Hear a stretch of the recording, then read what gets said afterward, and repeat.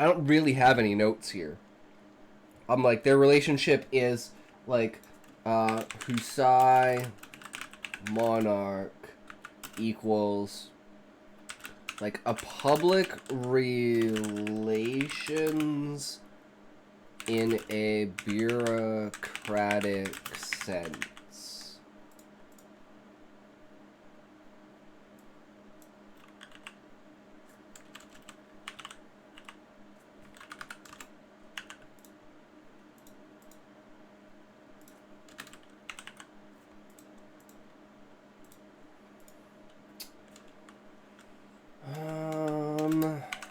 The main one is Husai and the Viceroy.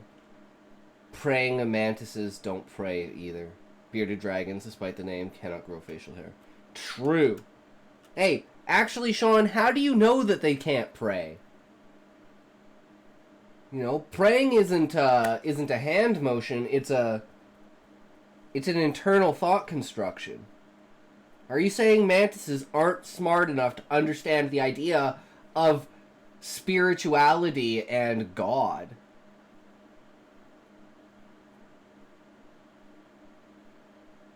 But I don't think we'd ever know the answer to that. It's a possibility, but as far as we know, instinct is the closest comprehension we have towards what basic consciousness in an animal is, right? Their brains just aren't as advanced as ours, but you never know. They could be like squirrels, you know? Or mice. Mice are the best example, if you know you're 42. Which requires higher consciousness. Mantises are blessed, simple-minded, and thus are innocent and don't need to pray. Ah, true! If you don't know... if you don't have the knowledge of good and evil, then you are innocent. Because the knowledge of evil and the idea behind it is in and of itself like a self-fulfilling prophecy. If you believe that there's evil, evil will exist. If you don't believe that there's evil, evil can't exist because you don't know what evil is. And it's just a categorization of things, right? I'm just going to write very complicated father/son-ish type. The elves and carelessness they faced, the discussions they had all faded into the wind. So sad. Sai is trying to regain that side of Viceroy, but Gaia tells him the man he was is no more.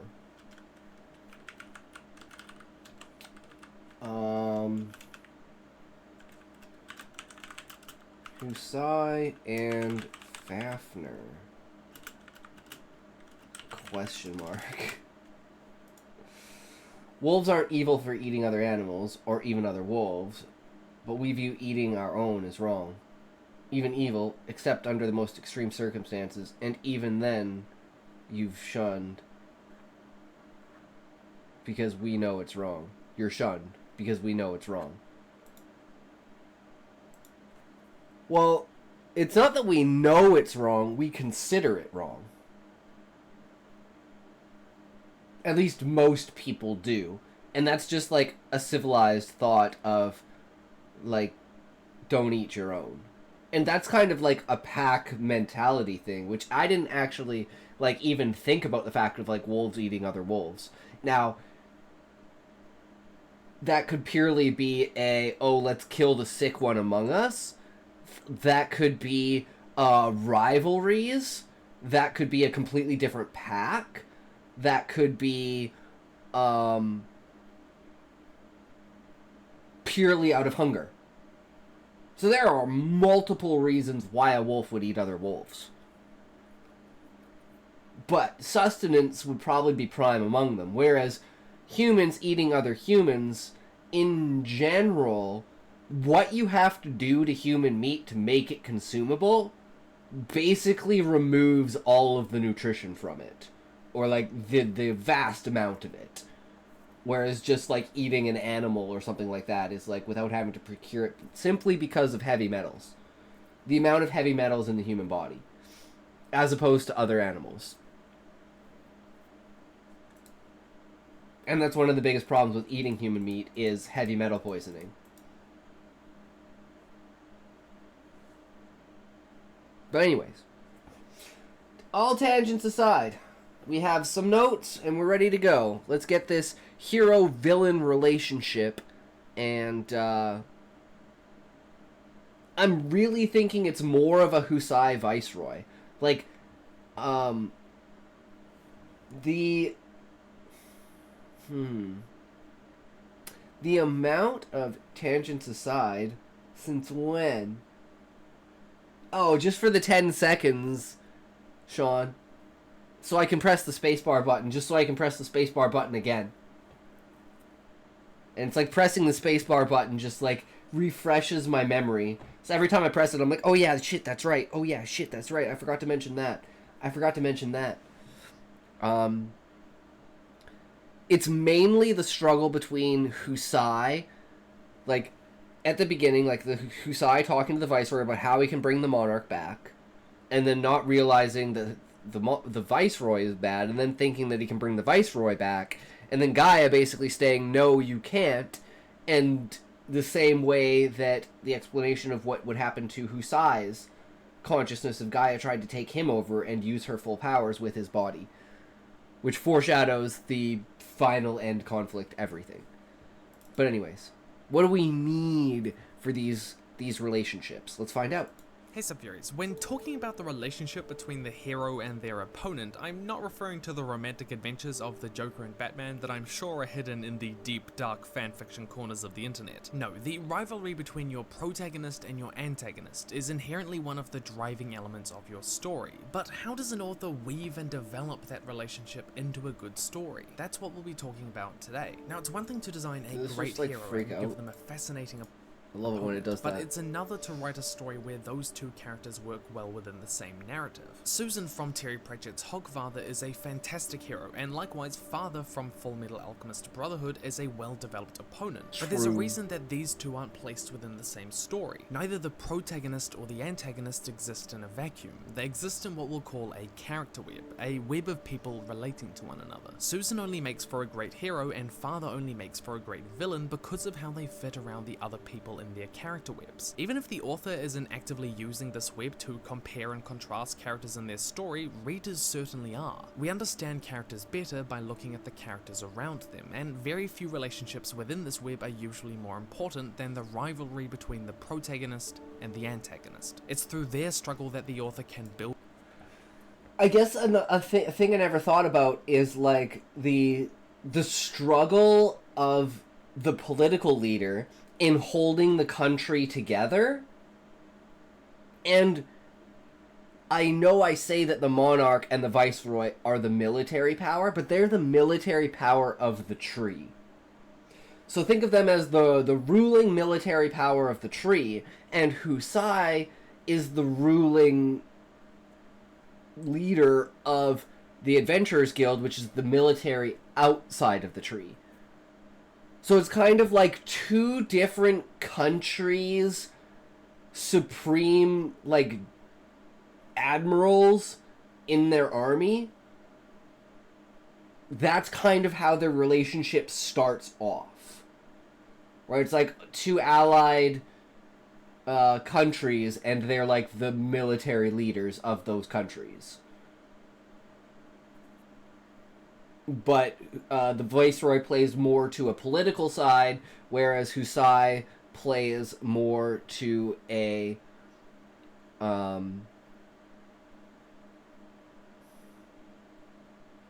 like silent observer. Like, he doesn't dictate like the laws of the guild, essentially. Like, the people basically vote on what the laws of the guild are as adventurers. You know, what are the things that we consider are acceptable? And through the ages, you know, like, torturing monsters purposefully and, like, beastmen and stuff like that, as well as, of course, other people, is not just frowned upon, but, you know, that'll get your license taken away. There is a fine line with this, with, like,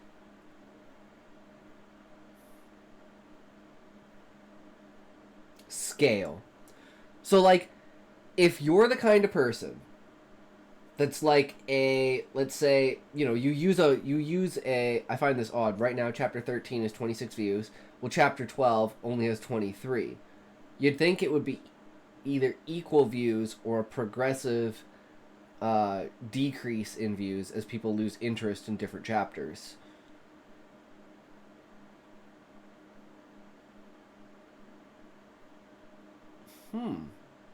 Very true, Sean. Very true.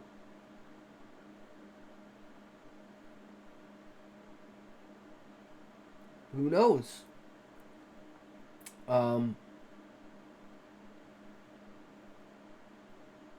what was I saying about Husai and the Viceroy? The way websites record and update view counts are kind of funky and can lead to oddities. Yeah, that's why I'd, like, give it, like, don't consider, like, the count within the last 24 hours. But also it might be double count if someone refreshes the page, for example.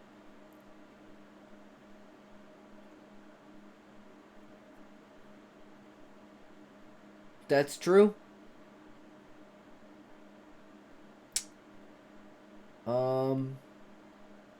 It depends on how the site calculates views, right?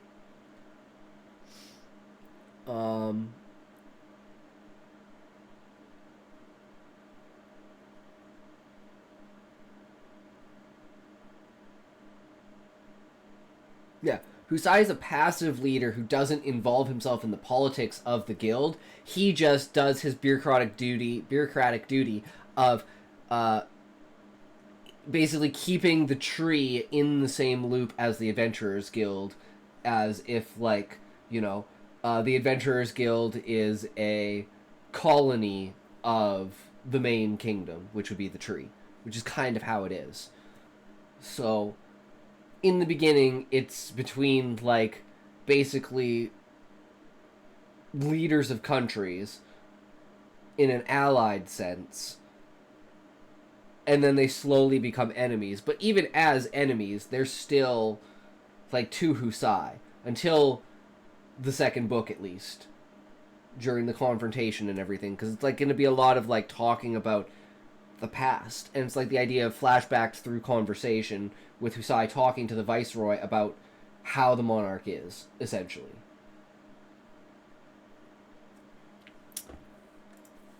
Dramatic tension, develop themes, and set up stakes for the story as it unfolds. But let's break this down. A lot of good hero-opponent relationships can come down to what we'll call necessity, that a great opponent is necessary for the hero. True. It's not enough to just say, and then they fought because plot. To put it in the simplest way possible, in John Truby's book, The Anatomy of Story, he argues that the main opponent is the one person in the world best able to attack the great weakness of the hero. This forces the hero to overcome his weakness. And the weakness that Husai has is his inability to allow other people, essentially, to make the great sacrifice. He has to be the one to make the great sacrifice. But there's too many great sacrifices for one single person to be the one for them all.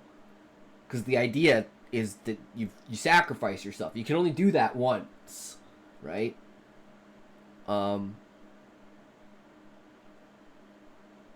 So the monarch basically having the ability to kill all of the other characters is, and, like, Anima in general is, like, an angry teenager, right? So he's just fuming against the world. So he loves to see pain and hatred and despair and conflict, even though he's trying to promote a world of harmony so that he can have more food. It's like, eat my food or play with my food. And in this case, it's play with my food. Or it destroys him. The necessary opponent makes it possible for the hero to grow. Now, this concept of necessity can manifest in a number of different ways throughout your story, but like every recent rehash of the young adult dystopian novel, we're going to be talking about it in a trilogy, structurally, ideologically, and in similarity. The first way to develop this rivalry structure. So what is the structure? Structurally, ideologically, and in similarity.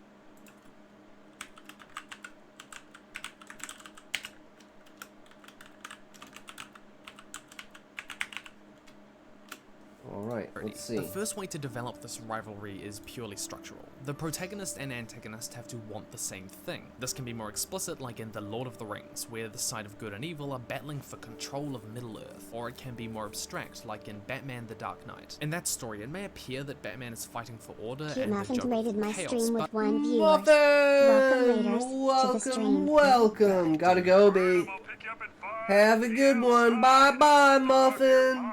Thanks for the raid, bro. Really appreciate it. Hope you had a great stream, bro. Take care.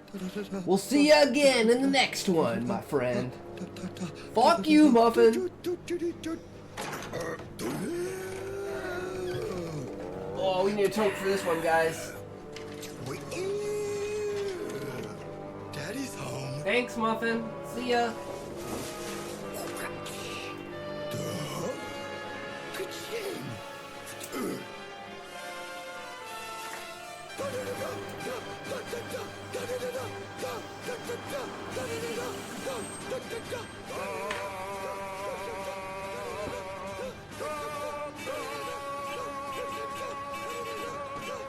What hockey heard you the first time?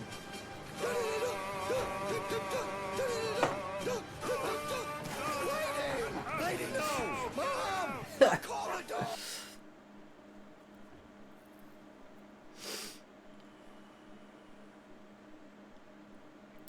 Batman Joker, I'm thinking, is actually might just be a good a good foundation.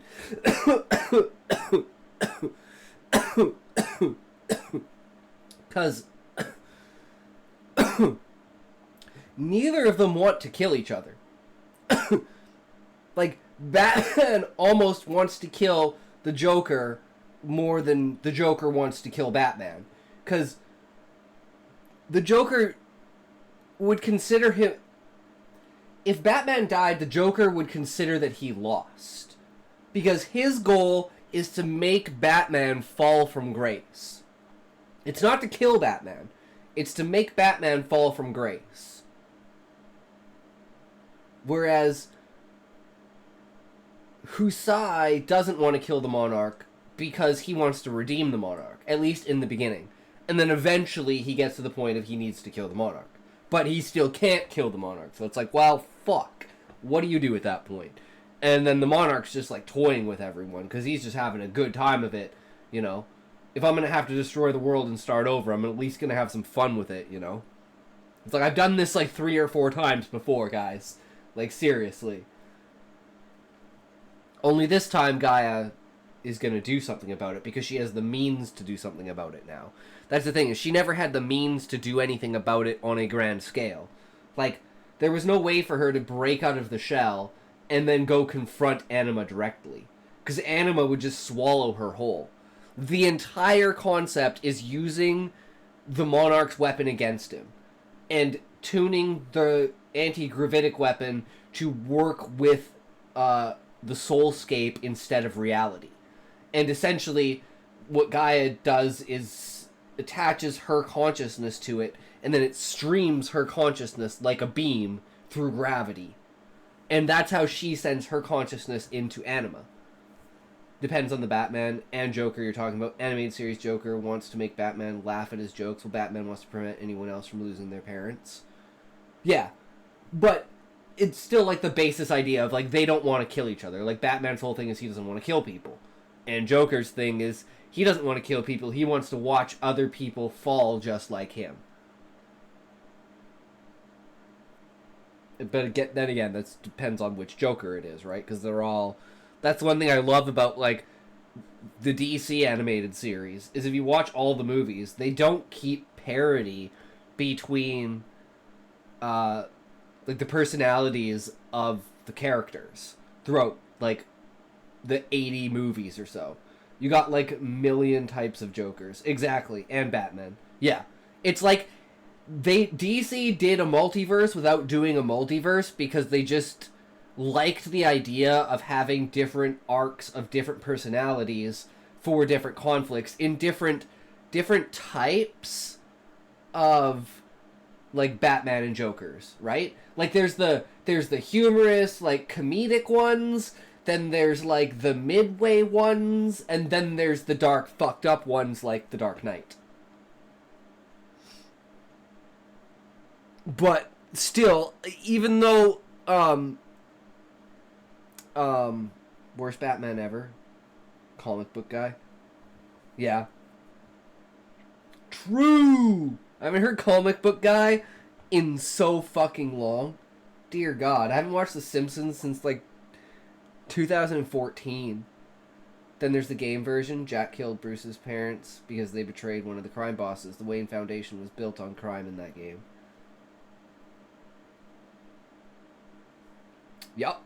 Tons of different stuff. What I was going to say is, like, the DC created a multiverse without creating a multiverse by not having parody because they wanted to show the different, like, arcs and scales of what you can do. It's whatever I grew up with. Batman, with whatever I grew up with Batman, it's just kind of wild how the character is still relevant.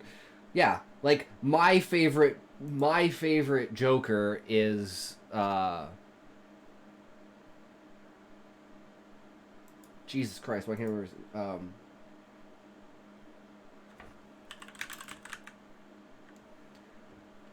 Jack Nicholson. Jesus. Lego Batman Joker. Never watched Lego Batman. I mean, I love Joaquin Phoenix, but yeah, not... Like, I think he did an amazing job for that Joker, but I don't like that Joker. I want this Joker.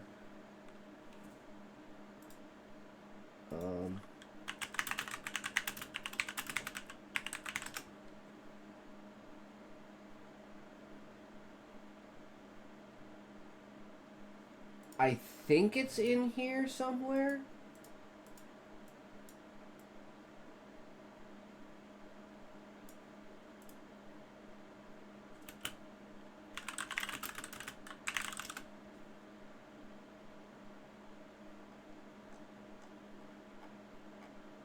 I can't find it, but it's like, it's at the very end of the Batman, and it's like the Riddler, right? The kid, he's sitting in jail, and then it's like it shows the silhouette of the Joker, and he's got the Jack Nicholson smile, and like his whole face is like plastic surgery, like a clown, right? Where does he get such wonderful toys? I was surprised they even made a movie I didn't even know about. Never rob another man's rhubarb. Jesus. Sean. Oh, man. Where is Eggy when you need him? But at its heart, the story is more nuanced than that. You didn't think I'd risk losing the battle for Gotham's soul in a fistfight with you. They're both fighting for the soul of Gotham. In writing a story, characters can be written to be passive or active. Active characters are the ones who choose to change the direction of the story. Passive characters are the Monarch is passive and Husai is active. the ones who react to the direction of the story. Throughout The Dark Knight, Batman and the Joker both have to react and plan against one another as they duke it out. Both are active players in building their rivalry. Having your heroes and opponents want the same thing. I hear another YouTuber tell me how nuanced Batman and Joker is again. I'm gonna flip. Immediately establishes the stakes early on, that by the end only one Sorry, side is stabbed. I'm By making distracted both the today, protagonist Nevermord. Welcome, and the Nevermord. antagonist How's it active rather going? than passive Must have heard that characters in story the a million times. creates Yeah. intense back and forth, meaning that when the hero loses control in the story, the stakes feel much higher. It's alright, man. When Hell structuring yeah. their rivalry, Are you a writer, good sir? We were supposed to write a short story today, Batman Origin, a million times. Yeah, right? Nice. Normally we write short stories, but today is a lazy day because I've been writing since 2014. Nice. I've been writing since like 2007, 2008, but yeah, I don't have anything published. I just make YouTube videos and write stories and have fun with it and try to like improve my writing like we're doing now and seeing like how my ideas hold up against the true greats, essentially. It's important to think about the necessary opponent moment. This is the scene where you as the author demonstrate that the necessary opponent is the best person to attack your hero, and not only currently we are writing a Final Fantasy based story, which is what we're doing the notes on right now between characters like Husai Sudi, the main character, the Monarch, the Viceroy, and Fafnir the Dragon. I've been writing since high school, no joke. Before I graduated in 1987, I was actively writing things. Damn, Sean, you're old. I wrote, like, the first chapter to this book, which is called The Magistrate. I wrote, like, let's see if I can pull it up. If I can remember this. What did I put this as?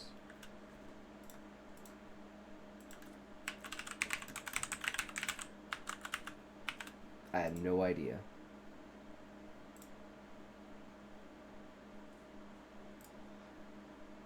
Can't get it.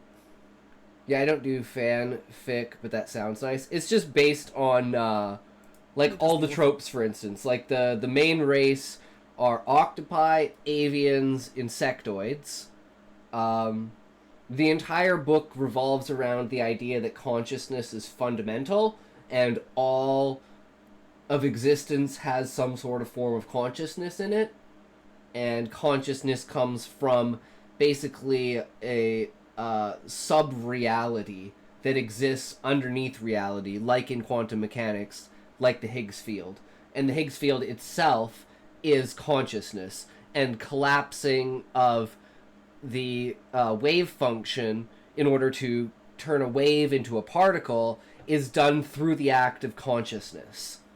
And magic works through consciousness through the power of celestial beings. Because essentially, the Monarch pulled the moon out of the sky, and the moon is the children of planets. And celestial beings are planets that basically they have a shell around them, and if they don't break their shell and they spread consciousness across their world, eventually it gains enough space dust that creates a crust, and then life, and then that's the planet we're on. And moons are their children, and the Monarch killed Gaia's child, essentially. And its consciousness, because it was in a field state, spread across the entirety of the world, and the beings can channel essentially magic through consciousness. And there's three components to how magic works. Consciousness, which is the idea. I'm too familiar with the new Final Fantasy lore. Yeah, I wanna literally try and see. My goal is to see if Square Enix will endorse it as an actual fanfic Final Fantasy story. And it's the idea that the ancient technology of the past. I played 1 through 10. Nice. Yeah, but it's just like it's just based off the tropes, right? Like the cities are for each area, like Ifrit, Shiva, Titan, Leviathan, Garuda, Rama, Ixion, and then we have the dragons Fafnir, Nidhogg, Bahamut, planet Gaia.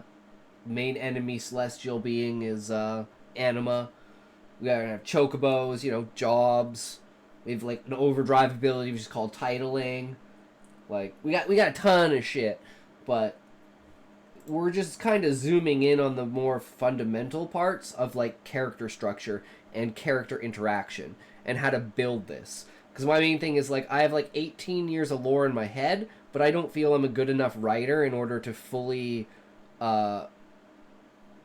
convey the depth of my idea. So we're just using short stories in order to learn more and become a better writer. Understand this, but the hero needs to understand this as well. Though it can come across as weak if it's just some pithy throwaway line like we see in Enjoy some your cartoons. stream, home dog. I gotta head off now. All right, Levi.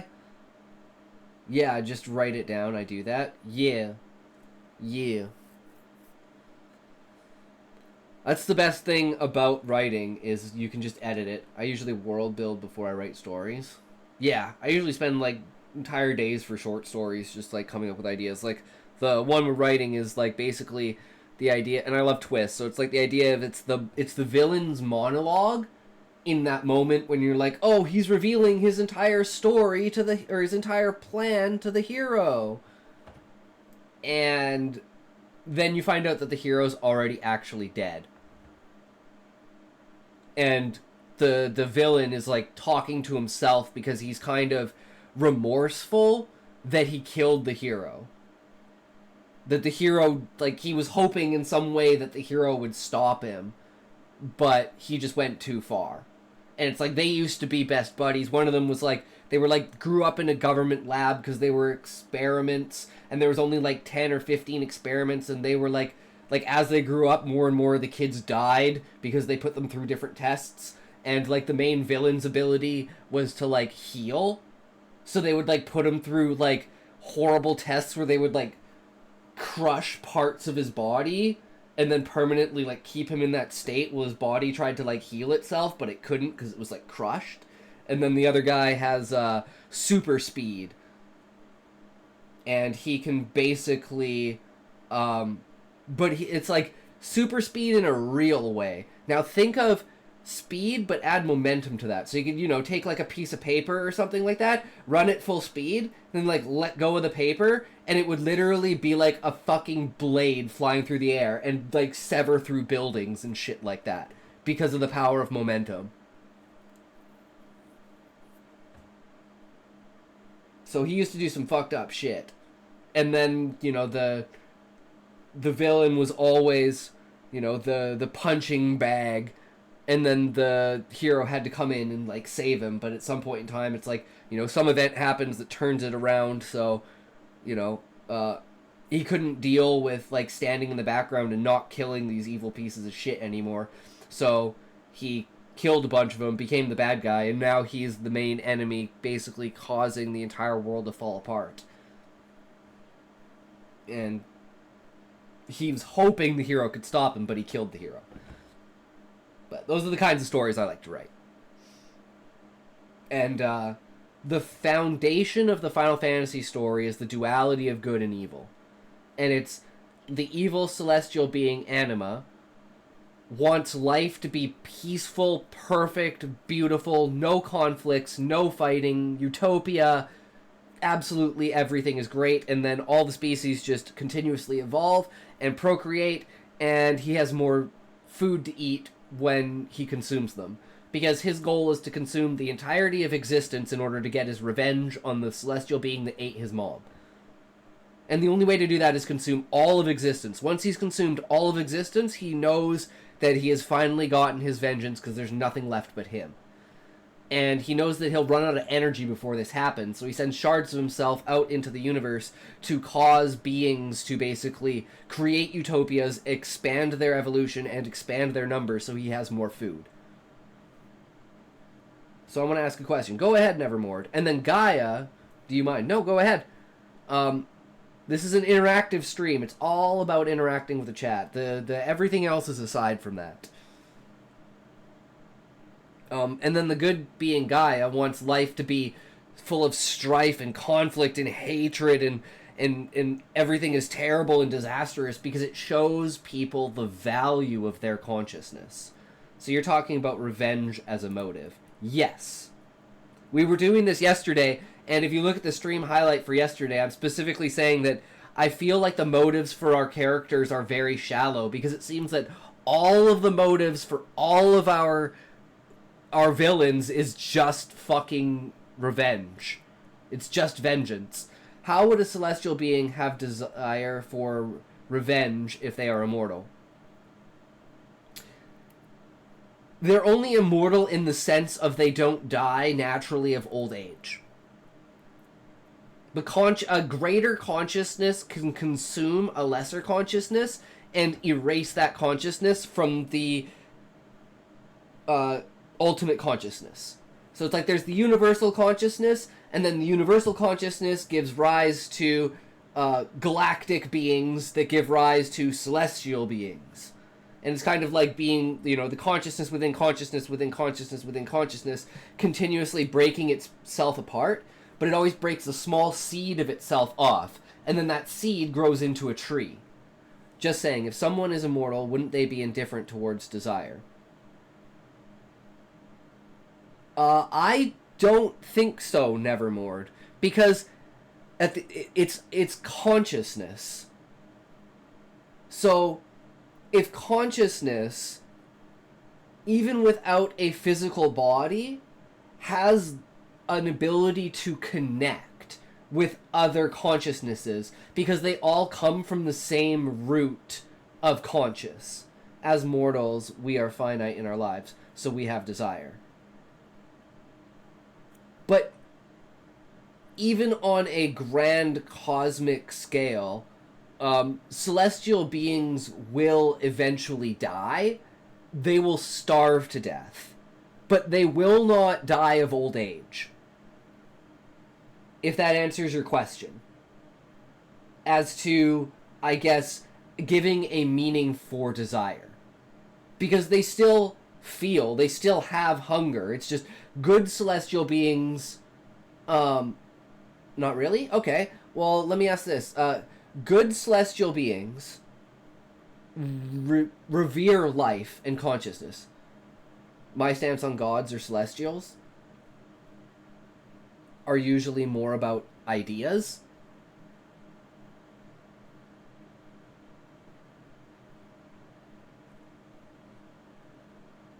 I think it's based on our opinions. Yes, that's very true, right? And I can absolutely respect your opinion. I absolutely see where you're coming from. That's why I'm trying to build a... I'm not knocking what you're believing. Oh, no, I totally understand that. Like, that's the greatest thing about being a writer and having different ideas about stuff, is you can discuss stuff without it being a contradiction, right? Like, you can think that, and that's a good thing, and I can think this, and it's a good thing, right?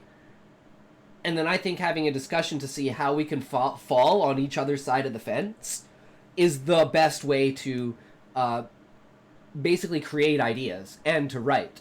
Because if you don't have anyone to bounce ideas off of, you get stagnant in your perspective of things, right?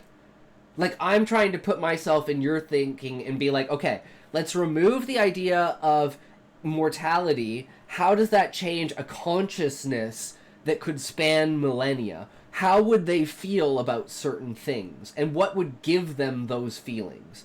I remember watching this TV show about Merlin, and they were talking to the god of Earth.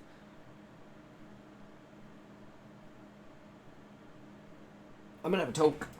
But yeah, it's just one of those things where, and one of the witches was afraid of getting forgotten, and the Earth god said, I'm forever, regardless.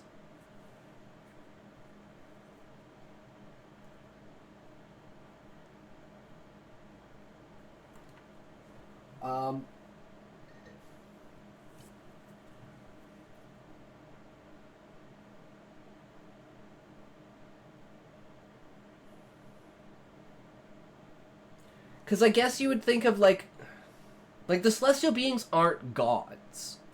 There isn't really any god. It is just what level of consciousness. To me, I don't believe gods or immortals are afraid of dying. Okay.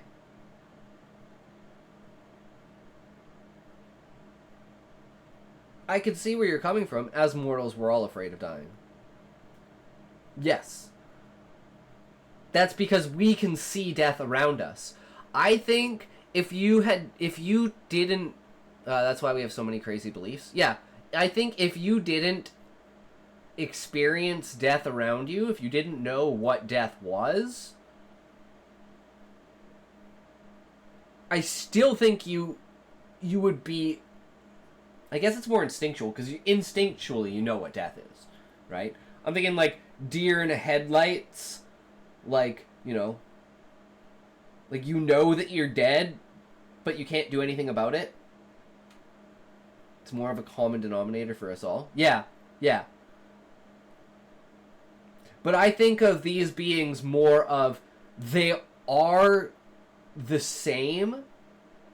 Like, despite being on the scale of planets, they still have the same consciousness as humans, just expanded beyond our comprehension of how the world works. Because they can manipulate consciousness and literally create life and influence that life.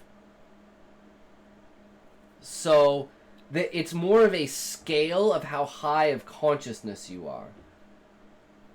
Ahmed Hosen, welcome. Points. How many points do you need, good sir? Welcome to the stream. How's it going? A deer in a headlight can't see and freezes in confusion. Animals fear methods of death but have no concept of what death is. Or that they... I was thinking, Sean, I didn't want to say it, but like a kid in a headlights. Like the idea of a person or a child or someone under, like, let's say 10, who just, like, let's say has no concept of what death is. We're in a hypothetical world, right? I think they would still be afraid of dying in that moment. Even though they had no concept in their entire life of what death was. Like, they'd never seen an animal die, they'd never seen a bug die, they'd never killed anything. They'd literally, like, completely hypothetical state of they'd never seen anything die, didn't know what death was. They're like 7 years old, and they're like about to get hit by a car. It's like, I think in that moment, even though you have no concept of what death is, you would still be afraid. So I think being afraid is more of a state of mind. Kid with his foot stuck in the railroad tracks and a train is speeding towards them, they know it's going to hurt. True. That's a better analogy. I like that, Sean. But it's like the scale of consciousness, like I don't know if this is a real thing, but I think it is. The more intelligent you are, the more afraid of death you are. Because you know. Same when my wife comes out with the 12 Anaconda Latex XXL model. 12-inch.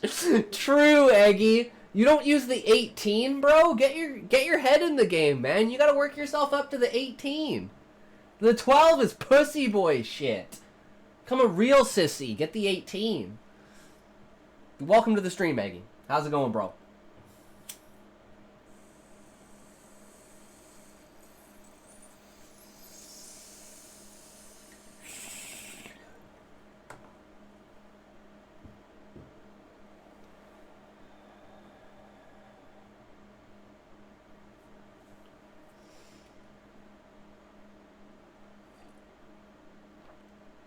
Why does it say molded on Twitch star talks on the box? I don't fear death, I'm looking forward to it. It's the method of death I fear.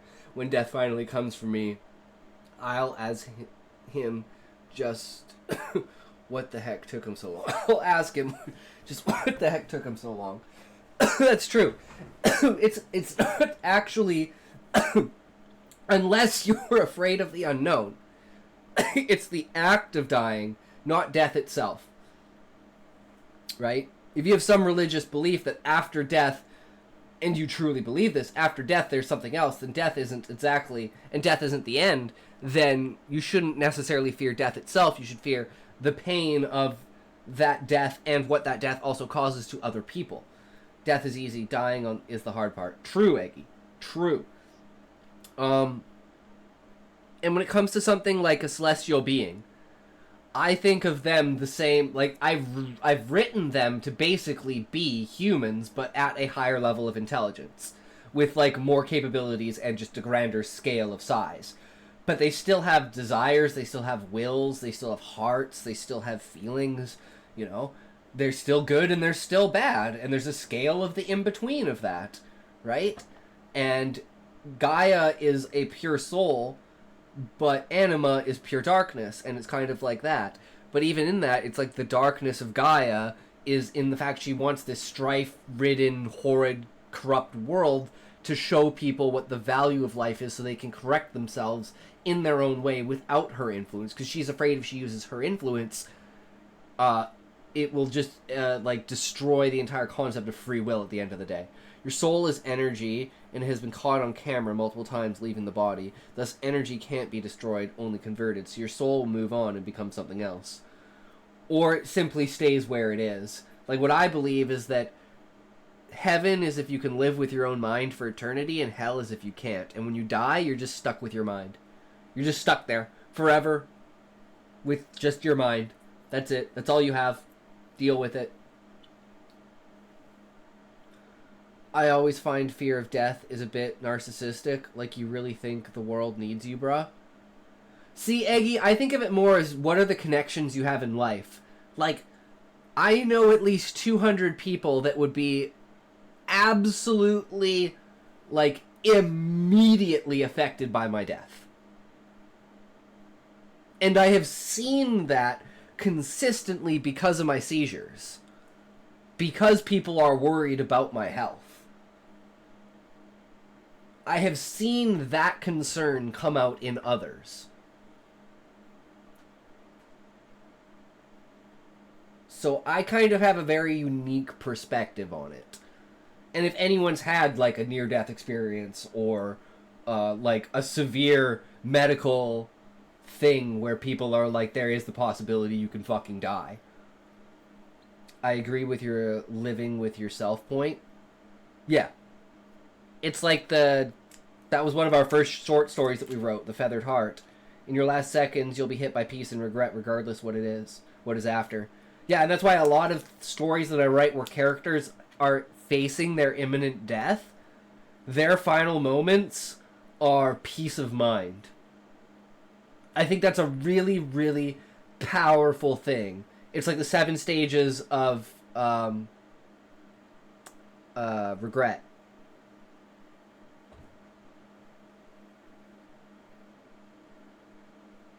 And then eventually you get to that point where it's like acceptance. You've just accepted what's going to happen.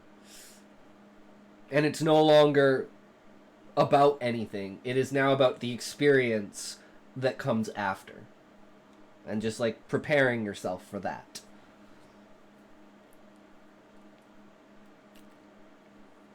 I'm just thinking of any other points for like points of conflict or like dualities between Husai and the Monarch, or Gaia and Anima. Now I believe your soul, the energy that animates your body, will move on, but I don't think you take memories with you. I don't believe in a heaven or hell, but rather you will move to a new world for another life, different entirely from this one, perhaps in another universe entirely. Maybe an animal can't possibly say. I'm glad you joined this chat, Sean. Don't always agree with you, but I always find your points interesting. True, Eggy. He also has the same type of sense of humor as you do. By golly, my support character, this man is the greatest threat we have ever faced, just like last week's episode. There needs to be a definitive moment in the rivalry where the necessary opponent harms the hero. I'm thinking here. Oh my god, am I thinking here? This would be the perfect moment for one of the most important things I'm trying to tell in this book. The difference between perception and reality.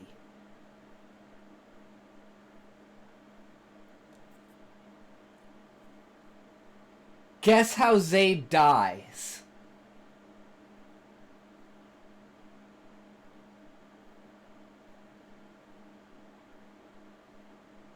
I think we just go back to some kind of weird data soup we come out of.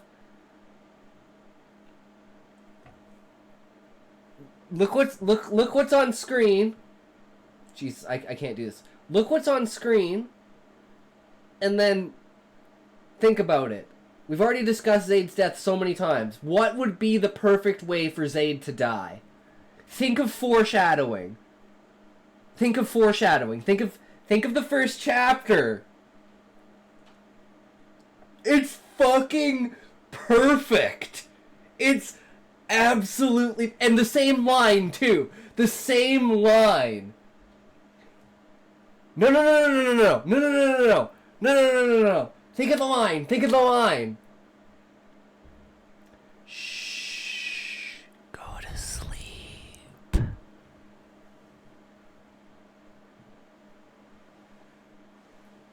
Who killed Torg?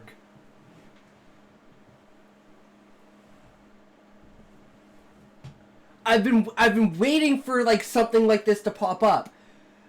A moment where the reader finally, this will be the first thing that the reader learns that the characters don't know.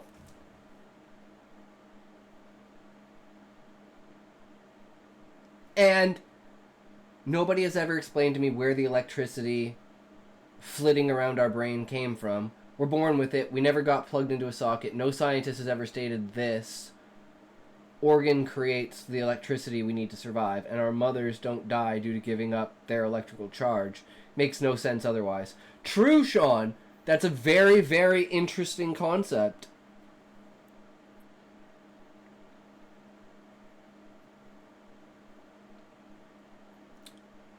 Very true.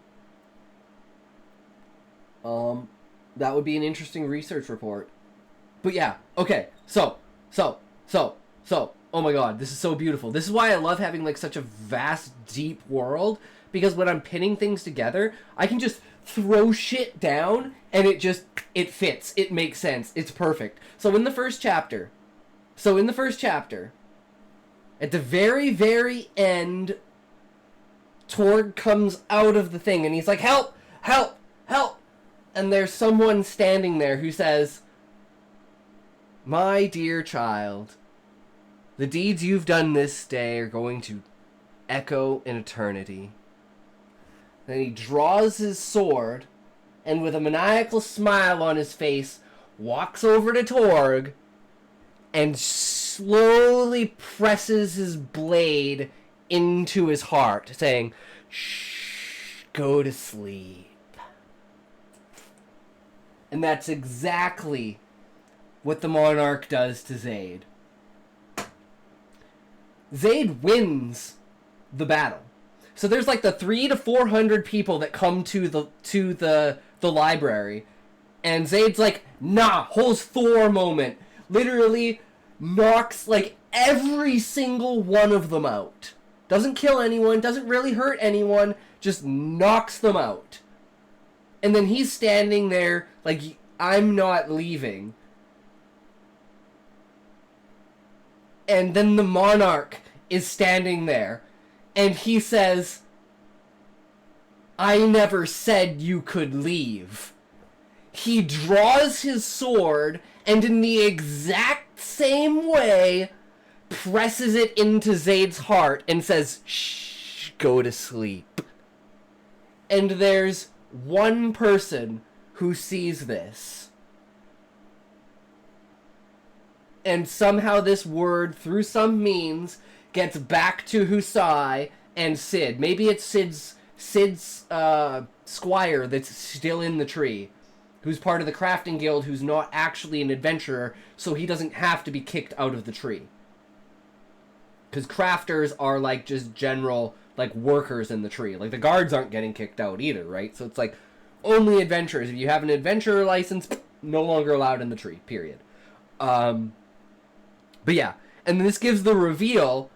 So Husai's like talking to this guy, because this guy, you know, comes to Sid, Sid tells Husai. So through this means, and then Various and Gluttony interview this guy, get the entire story, and then this is what sparks, because I'm like, there has to be something in the play, right? Because Various and Gluttony are gonna make a play to immortalize Zayd. And they get all the information of what happened from all those people by interviewing them, and they get the testimony of the guy of this one person killing Zayd. And the description they give is exactly the same as Husai. So they say that Husai was the one who killed Zayd. And this leads back to chapter 1, where the monarch was disguising himself as Husai and killed Torg. It's like the full circle of everything coming back and just landing in this perfect moment that, to me, the death of Zayd is the single most important part of the book. And we just made it even more important, because this is what's going to cause Husai to get back up and be like, because he's not going to have any idea. The play is going on, the play is doing its thing, and then the writing for it is going to be exactly the same wording as the very first chapter. And it's going to spark with the reader to be like, wait, what the fuck? No. What? And you still don't know what who that character is. But you know that it's not Husai. Because Husai was fighting on the front lines the entire time with Fafnir while this was happening. And the entire story is first person from Husai's perspective, so you never see anyone else's perspective. You only ever see through his eyes. Oh, it's just an explosion in my mind of everything culminating together in a point where I had a hole. And we just filled that hole with fucking 18 million fucking light years worth of fucking cement, guys. We, like, stretched that shit across existence.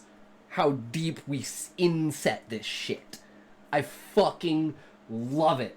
And then that causes even more of a hate. That causes the spark. Because Husai's starting to figure things out. And he's starting to think of exactly who this could be. And he is just enraged at it. And eventually he'll find out that it was the monarch. But, oh my god, this is why I love talking about my book. Because there are things that I would never think of if I don't talk about to other people about different perspectives. It's like, oh my god, this creates an entirely new dynamic around Husai and the monarch. And it's all because of this video and interaction with you guys. In a way that no other person has before, or True. perhaps even could. Yeah. Only in the loss, pain, and consequences of this moment can the author truly articulate what sets this rival apart as the necessary opponent. Like for me, my necessary opponent would take my beautiful cat from me, our supreme leader Mishka, or at least they'll die trying. There's an interesting example of this in Doctor Who. In the episode The Last of the Time Lords, the Doctor defeats the Master and takes him captive, but the Master gets shot. Time Lords like the Master and the Doctor can regenerate, essentially meaning they can come back to life, but the Master stops himself from doing that in this scene. You're not dying, no mischief, it's only a bullet, just regenerate. I guess you don't know me so well. I refuse. Please, just regenerate, come on. How about that? I win. The Doctor was desperately clinging to the idea that he was no longer the last of his species, and the Master was the only person in the universe who could take that from him. And he did. It was a really wonderful, heartbreaking scene where you tear up over the loss of the villain. But there are a couple of interesting ways that you can use the necessary opponent moment in your story. In The Legend of Korra Season 1, it was only at the end of the story that Amon devastated Korra in a way that nobody else ever could have. If someone could show me the organ that produced electricity, then I'd understand where the charge comes from, and then suggest we clone that organ to produce clean, renewable power for the planet. True, Sean. That would be a true bio battery. Have you ever actually Hold on a second here, Sean. I'm gonna try something.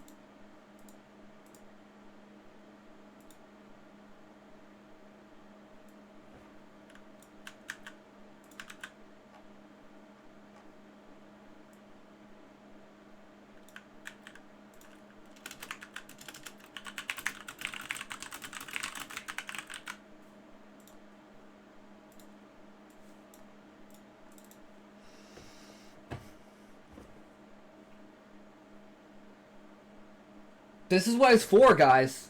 This is what it's for. It's called research. Isn't it just electricity from friction of the particles and atoms, not quite the same as a phone charge, etc.? Well, we're about to find out, Eggy. Hey there, love your curiosity about where the electricity in our brains come from. It's a fascinating question. Let's break it down step by step, and then we'll tackle your idea about cloning an organ for renewable energy. Where does the brain's electricity come from? You're right that we're not plugged into a socket, and no one's passing an electrical charge to us like a battery offhand. The electricity in your brain isn't like the stuff powering your house. Instead, it's a result of some pretty cool biochemistry happening inside your cells, especially your neurons, the brain's communication cells. Here's how it works. Ions in action. Neurons generate electrical signals by moving tiny charged particles called ions, like sodium and potassium, across their cell membranes. When these ions move, they create little electrical impulses. That's the electricity you're noticing when you think about brain activity. Powered by food. This ion movement doesn't happen magically. It's fueled by a molecule called ATP, adenosine triphosphate, which is like the energy currency of your cells. Your body makes ATP from the food you eat through a process called cellular respiration. So, in a way, that sandwich you had for lunch is powering your brain's electricity right now. Isn't it just electricity? Yo, bro, Valiant boy! Welcome, welcome! How's it going? Welcome to the stream, good sir. So you're born with this system already in place because your cells are built to do this from the get-go, using nutrients passed from your mom during pregnancy to kickstart it. No external plug or sacrificed maternal charge needed. It's all self-contained in your biology. Your idea, cloning an organ for renewable energy. Now let's dive into your creative suggestion. If we could pinpoint an organ making this electricity, could we clone it for clean renewable power? It's a wild sci-fi worthy idea, and I'm here for it. Let's explore why it might not work though. No excess energy to harvest. The brain's electrical activity isn't a surplus we can tap into. Those 20 watts or so that your brain uses, it's all spoken for, keeping you thinking, moving, and alive. There's no extra juice to siphon off. Tiny output. Even if we could somehow collect it, the amount of energy is super small. A single brain produces about 20 watts, enough to dimly light a bulb, but nowhere near enough to power a house, let alone a planet. You need billions of cloned brains to make a dent, and that's, well, a logistical and ethical mess.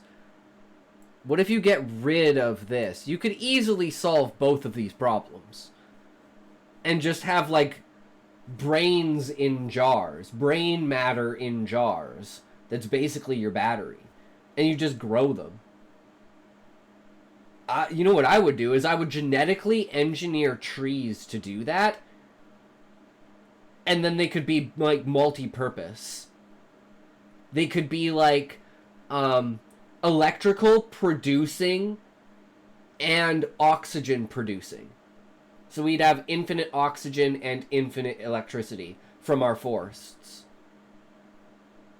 I got 9N laptop. Nice, Valiant boy. No electricity organ to clone. Since the electrical activity comes from cells, not a single organ, we'd be cloning something like the whole brain or nervous system. But brains need a living body, blood, oxygen, nutrients to function. A standalone electricity organ isn't a thing we can isolate. Okay, so now I'm going to say, what if you could engineer a tree to produce this type of charge, and then use something like a forest to power a city? This would have the dual purpose of both making oxygen to breathe as well as electricity power our civilization. It would also remove ethical ambiguity of cloning human brains. Make tree brains. Wait, human batteries is the Matrix plot. Yeah, but they were taking humans. We're talking about basically growing a brain in a jar to power your house. So your generator would just be brain matter.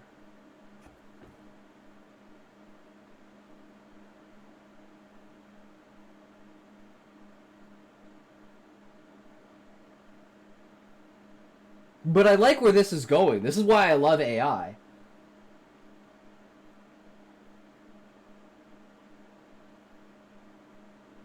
Alright guys, we just invented infinite power. Engineering trees to produce electricity. That is next generation fucking technology, my friends. It is literally the combination of nature and technology. Your idea of engineering trees to generate an electrical charge, mimicking the way neurons work, and using a forest of these trees to power a city is incredibly creative. It proposes a dual-purpose solution, producing oxygen for us to breathe while also generating electricity to power civilization. All without the ethical concerns of cloning human brains. Let's explore whether the concept of tree brains could work, breaking it down step by step into its scientific feasibility, challenges, and potential. Oh, this is so good, guys. This is so fucking good.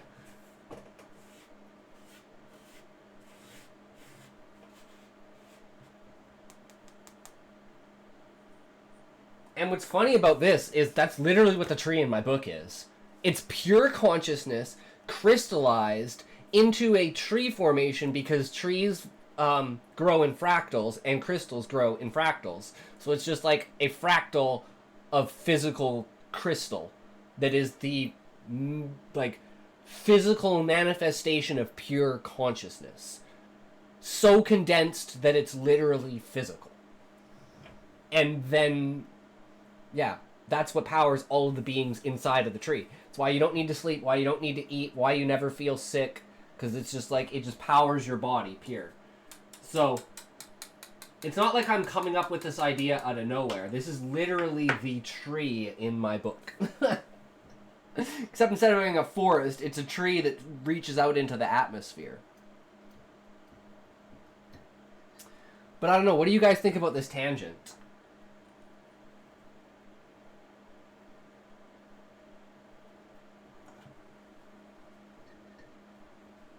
I mean, it does technically still coincide with like the between a villain and a hero. The like structure of the need for the monarch in the tree to keep people happy and sustained. Because the world doesn't have like there's like 150,000 adventurers. There are like 3 to 5 million people inside of the tree.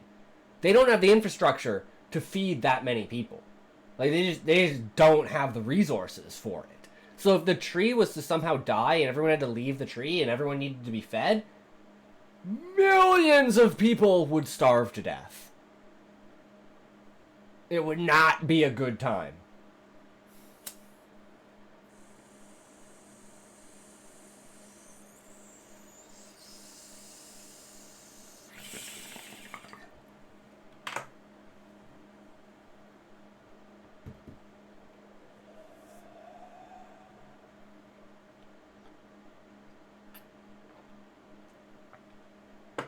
Okay.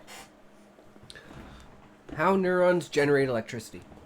To understand if trees could produce an electrical charge, we first need to look at how neurons in the brain do it. Neurons create tiny electrical signals through the movement of ions like sodium and potassium across their cell membranes. This process, driven by the energy of ATP derived from food, generates a small electrical potential, enough for communication within the nervous system. However, the human brain with billions of neurons only produces about 20 watts of power, barely enough to light a dim bulb. This gives us a starting point. Biological systems can generate electricity, but the output is tiny. Could trees be engineered to mimic neurons? Trees are plants, not animals. They don't naturally have neurons or the cellular machinery to produce electrical currents like brains do. Plants do use weak electrical signals for internal communication, responding to injury or light, but these are far less intense than neural signals. To make trees produce a usable electrical charge, we need to genetically engineer them in a big way.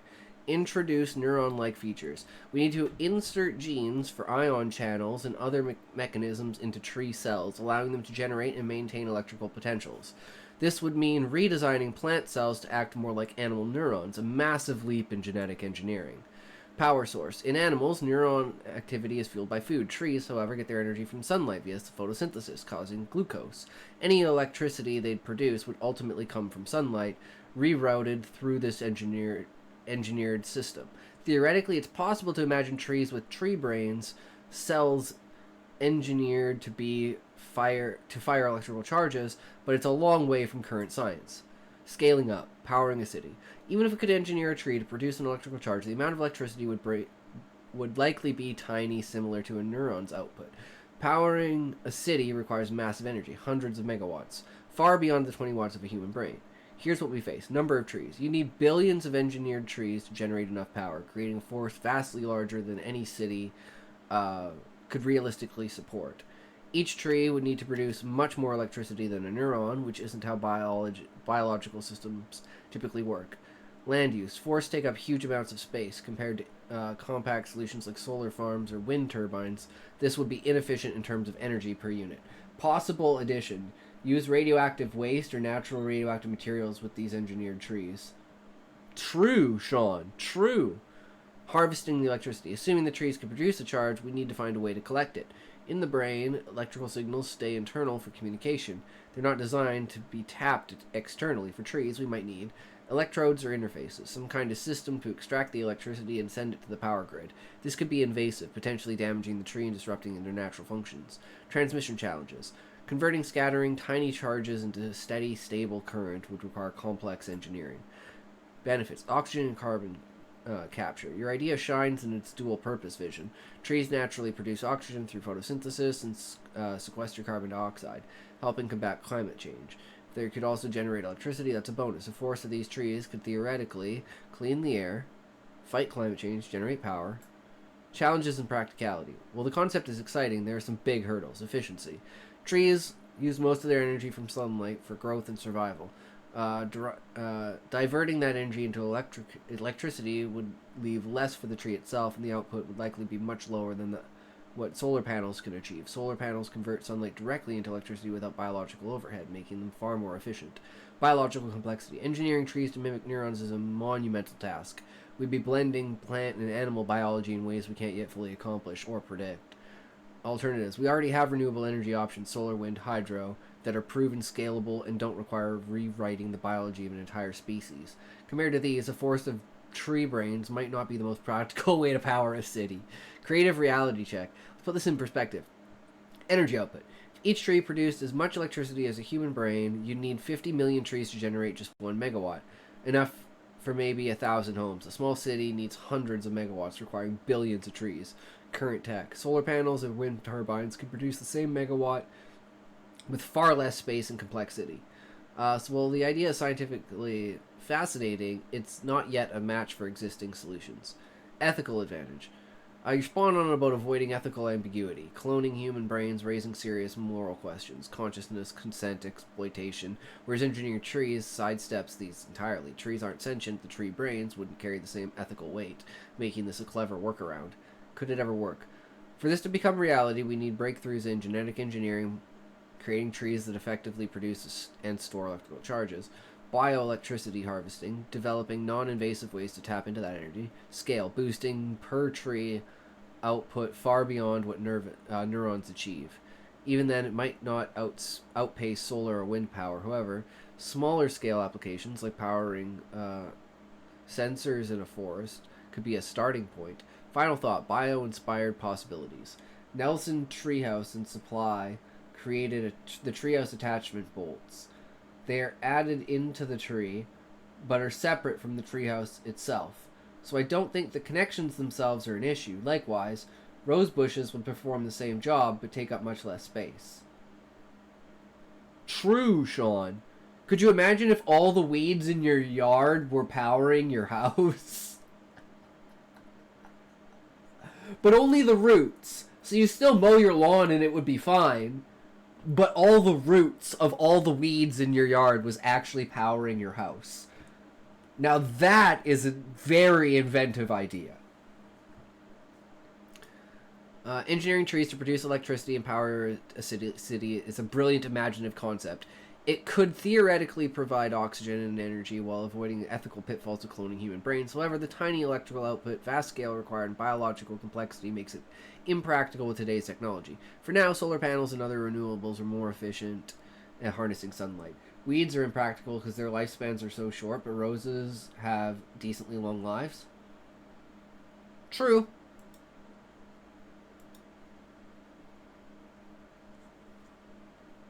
I just meant the fact because you can never get rid of the weeds in your yard no matter how much you try.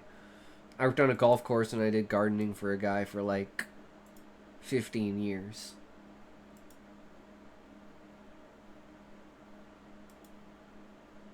Good times. Just on and off. But amount of weeds I literally added basically he had like a, in his back 40, he's got like a cliff, and we kind of turned that cliff into a ramp over like 10 years. So it's a really cool idea. So in some sort of futuristic way, I'm sure you could make it into a story. That would be really cool. Maybe I should add that to like, dude, oh, I'm adding that to Hellish Mist's book. I'm going to add these trees to Hellish Mist's book. It's perfect. It's fucking brilliant. That's what I'll do with it. By taking away the one thing that she had defined herself by for much of her life, her bending abilities. By placing the necessary opponent moment nearer the end of the story, a writer can build the dramatic tension around whether or not that moment will happen for the hero. Alternatively, placing it nearer the beginning of the story immediately confronts the hero with the threat of their rival, and demands a darker tone for the remainder of the story.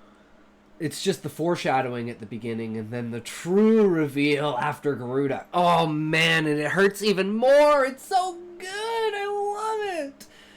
If only the French hadn't brought dandelions over with them. Bullfrogs too. Yup. Story. You know what I found out actually relatively recently?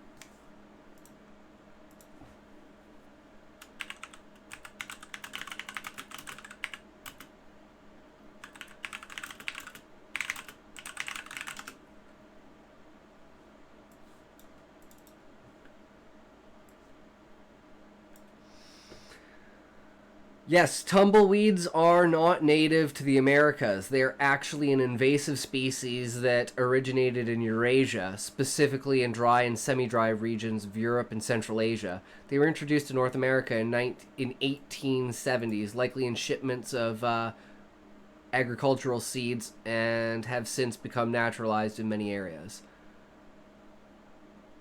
Think of Westerns, and think of tumbleweeds. And then think of that year.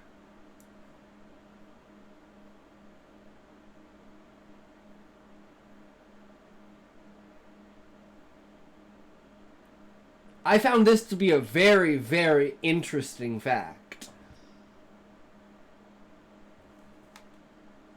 So let's go over here and let's just say, when do most Western genre movies take place?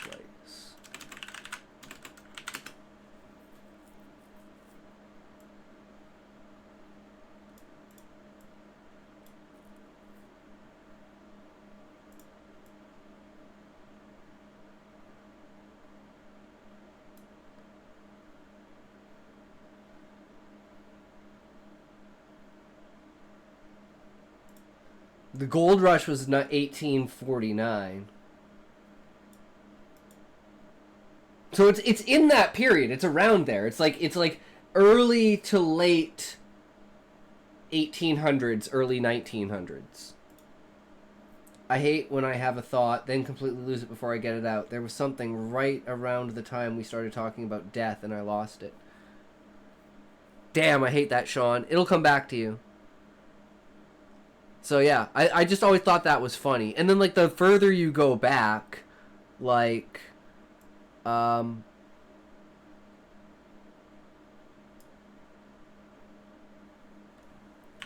What American Western genre movie is set before the gold rush of 1849? 1830s.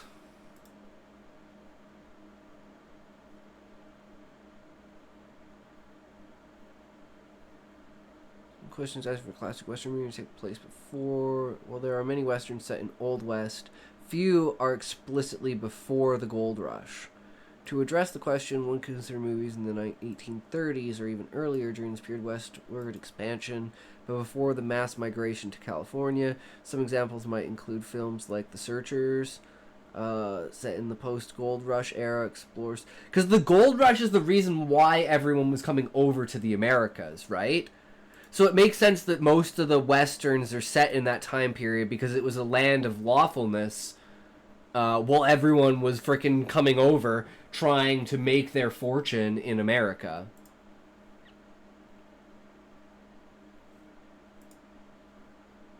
But I always just thought it's funny how, like, one of the defining features usually of Westerns is tumbleweed, but tumbleweed isn't even natural to the continent. And I never would have thought about that, to the western side of North America, at least. I guess so. I mean, there's also the fact that it could be misinterpreting the genre of Western, right? I mean, they call it Cowboys and Indians. When was Cowboys and Indians? The 1700s. Right? Realistically? Like, pre-America? But then it's like, it's not necessarily, you know, the American Western if it's pre-America. Because I'd say a lot of that was either the Gold Rush or the Civil War. Like, most Westerns are based somewhere around there. Like, you know, some... Like, I'd specifically say one of the greatest movies of all time, The Hateful Eight. Based around that era of the Civil War. The proper genocide of natives started in the 1860s and 70s after the Civil War. Yes, but I'm talking, like, pre-genocide, right? Like, Cowboys and Indians, pre-genocide, pre-America. Like, pre-Columbus. Well, not pre-Columbus, but, like, pre-Napoleon. I think. Or am I getting that wrong?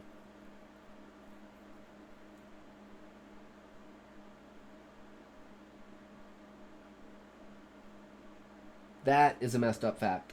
We just had a war against slavery, and then that happens. True. True. And it's like, you can still say shit like that is still happening today, right? Except, well, you know what's one of the biggest things? It's funny reading memoirs of generals from that time. Oh, I believe that. Something like, what is it?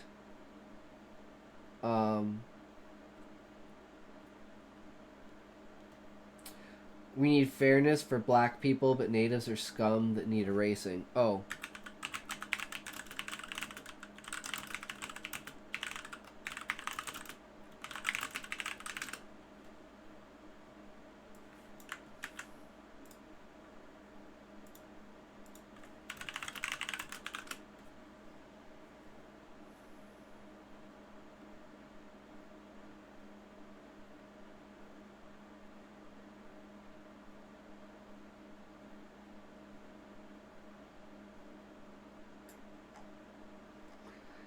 Ending slavery didn't bring fairness, though, just poverty and oppression.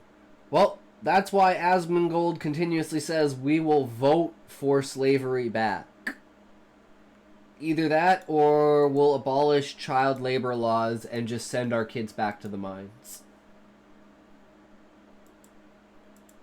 story, whether at the beginning or the end. What's important to note is that to turn a villain into a necessary opponent, this moment must happen. On a side note, it can be interesting to And that's have why the we reader created it understand the threat today. that the hero faces, but not the hero until much later. And placing the necessary opponent moment nearer the end of the story can make for a powerful scene of dramatic irony. This is particularly common in stories where either the hero underestimates the villain or doesn't know who the villain is until this moment. When building a rivalry, they don't it's know. usually more interesting when their conflict isn't just physical, but ideological. Giving a character a unique set of beliefs and values Which is Anima's ideology versus Gaia's ideology. Latin Americans don't acknowledge child labor laws anyway. No point in sending today's children to any workplace, they just slow the process down. The amount of 12-year-old Mexicans that have served me. I have heard stories, Eggy Mayo. Can't say I've ever had that happen with, like, specifically, like, natives or East Indian people here in Canada. But then again, I don't really go out that much, so... characterization, but as said, characters exist in a web, not in a vacuum. Yeah. While your hero might be a devout vegan Mormon and your opponent a separatist otherkin communist, unless these two ideologies come into conflict during the story, they add little to the narrative. My favorite example of this is in The Dark Knight Returns. It's what the Batman v Superman movie was largely based on, but they really failed to capture the themes. I recommend you go check out the comic or watch the animated movie, it's pretty accurate. The rivalry that evolves between Batman and Superman isn't just the two physically battling it out for the sake of Gotham. As an amazing fight as it is, broadly speaking, it's an ideological battle between the individualist, Batman acting on his own morals, and the collectivist, Superman acting on behalf of the government. To tie this in with our previous point, if your hero and their opponent are both after the same thing, their ideological differences may contrast two different approaches to the... Mexico considers you to be an adult at age 15 and even allow marriage at that point. Then this married couple crosses the border and gets separated because they're just kids. That's brutal, Sean. There are more slaves in the modern world than the height of American slavery. I believe that, Eggy. Because of the population. Look at China. Look at India. Honestly, though, I don't know, like, how much of India. Skylar! Welcome to the stream. How is it going? Heart as well. How are you? It's like, it's the same thing. It's like, look at all of the terrible things in the world, and then sit back, take a step back, and realize that we are living in the worst person in the world is living better than the best person probably like 2,000 years ago.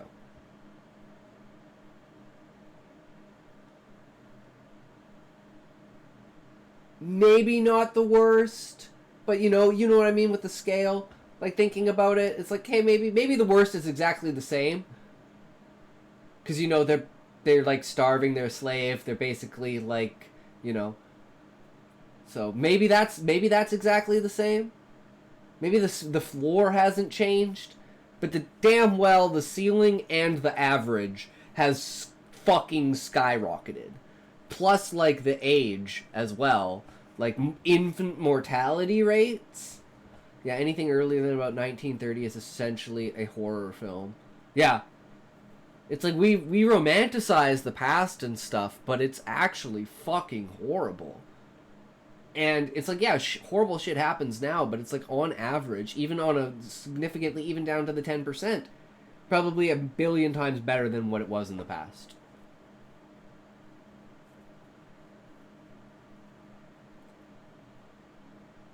We only got penicillin in the 40s. Yeah. Like, and to be fair, anti-vax are bringing back diseases that we've wiped out. Just wakening up. Good morning. Good point. War is more destructive and quick now. That's true. How many people died in World War I versus World War II? Let's ask Grok.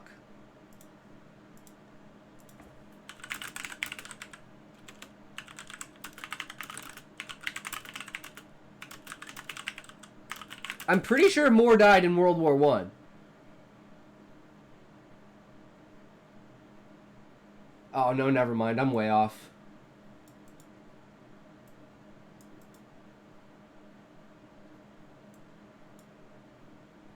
World War Two?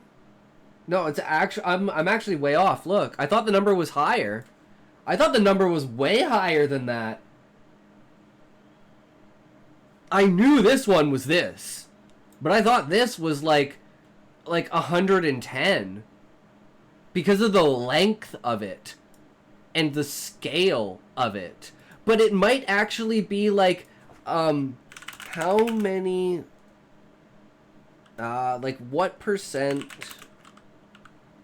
let's try this one, of veterans from World War One versus World War Two had severe disfigurement or physical health problems after the war. What are the figures? We can't see it. Oh, it's 16 million deaths in World War One, 70 to 185 million in World War Two. So it makes my point mute. Unless this one is more, just by base of a percentage because of the amount of... Okay, yeah. So in World War One, more people survived, but more people were disfigured because more people survived and more people had problems. So it was like World War Two, you died. World War One, you lost a limb or something, and then you basically got shipped back home. So I think it was just the fact that more people survived in World War One that puts the death toll so low.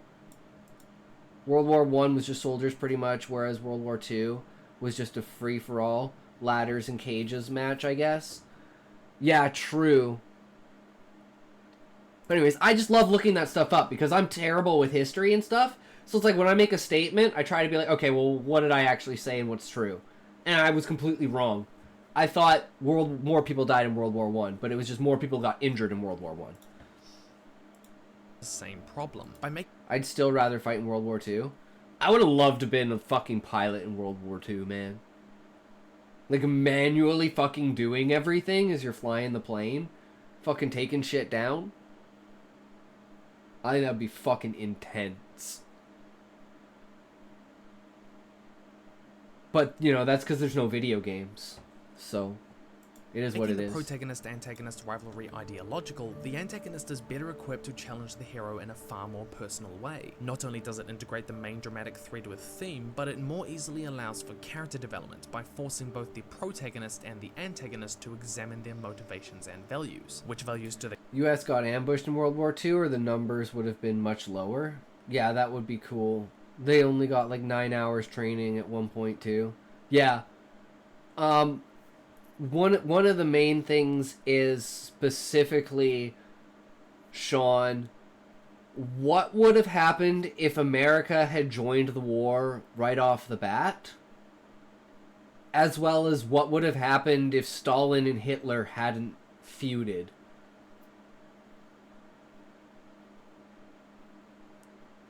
I think we would be in a very different world. A very different world. They stick to, which do they bend, and where do they break? The standard formula for this kind of story is that it culminates with the opponent's defeat and only the hero realizing something about themselves. But in reality, it's very rare that one side has it all right and the others are just pure evil. Unless it's your sibling. Then you're always right. Or if you prefer cookies over muffins, then you're objectively wrong. One way to distinguish your story from this common pattern is with something called a double reversal, where both the antagonist and the protagonist have a realization at the end. In the Doctor Who episode The Waters of Mars, the Doctor realizes that... Or if Hitler never invaded Poland, he'd probably have been around till the 90s.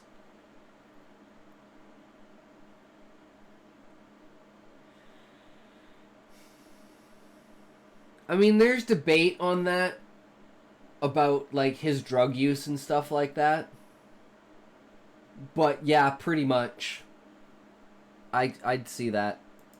The end that he has become too controlling and gone too far. And Adelaide Brooke, while she is more of an opponent than an antagonist at the end, realizes she can't go changing time like she originally. And that's kind of like how Gaia is with Husai. She's like, I can't just destroy your consciousness.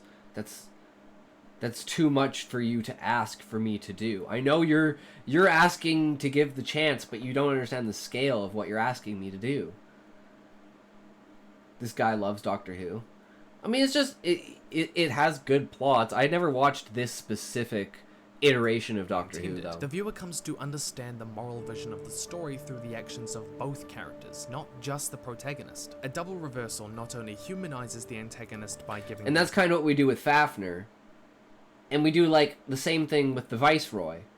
Like, we have characters all over the place that are doing this shit. Arc, but it gives the... Do you ever get tempted to turn real people into a character?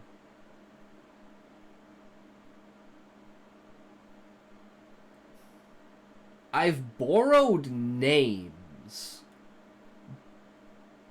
and, like, concepts. Like, Walker is extremely eccentric in what he wears.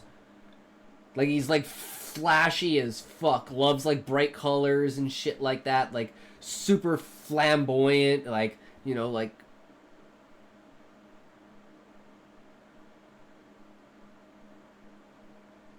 but like not in a gay way, in just like an expressive way, right?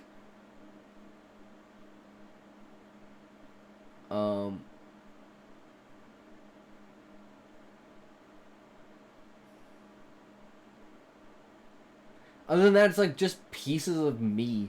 Like, the anima is like my raw fucking anger and like temper. Gaia is my logic and consciousness. Husai is my perception of the world. Various and Gluttony are like my writing, poetic and expressive, like a literary side.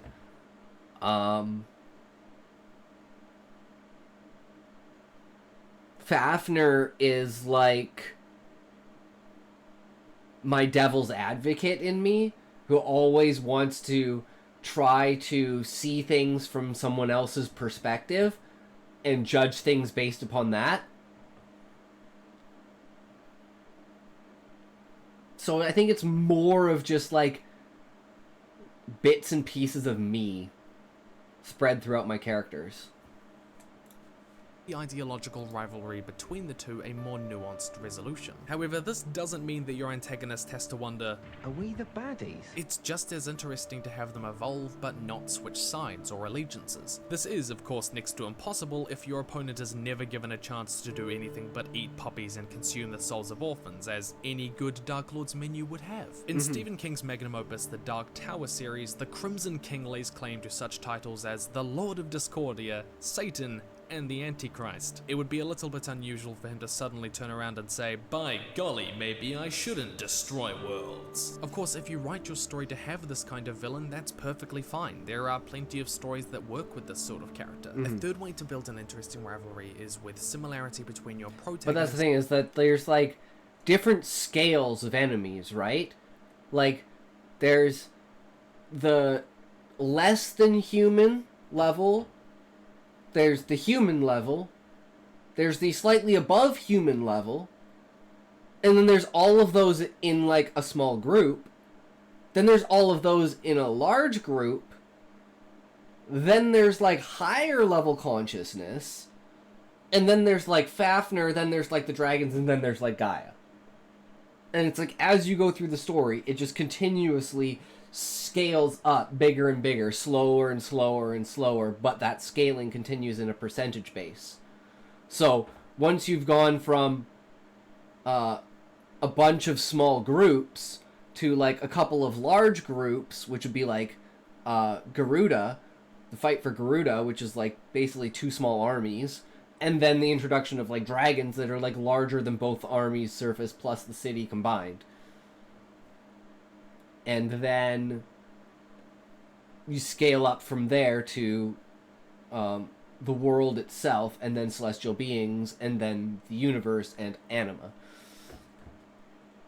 So it scales fast once you hit the planetary plane and, like, the large army and dragonscape, essentially. And your antagonist, though this point is often misunderstood. As we've talked about before, characters don't exist in a vacuum, but a web. Because of this, readers come to better understand your characters by comparing and contrasting them to other characters in your story. But where two characters are specifically set in a contrast that highlights the differences between them, this is called a character foil. And it's about the oldest trope in the literary books. I mean, this is everywhere. For example, Sherlock's tendency to be rude or condescending highlights Watson's social skills, while Watson's more methodical approach to problems highlights Sherlock's impulsiveness. More often than not, a good rivalry will naturally evolve when the antagonist is the character foil for the protagonist, and vice versa. And kind of this is how the Viceroy is, like, after Garuda, but before they confront the Monarch. And it's kind of like him as a person now has evolved after seeing the battle. And it's like, that childish grace that he had, that Husai accuted to Zaid, is gone. And that's another metaphor for Zaid's death. Is like the death of the child of the Viceroy.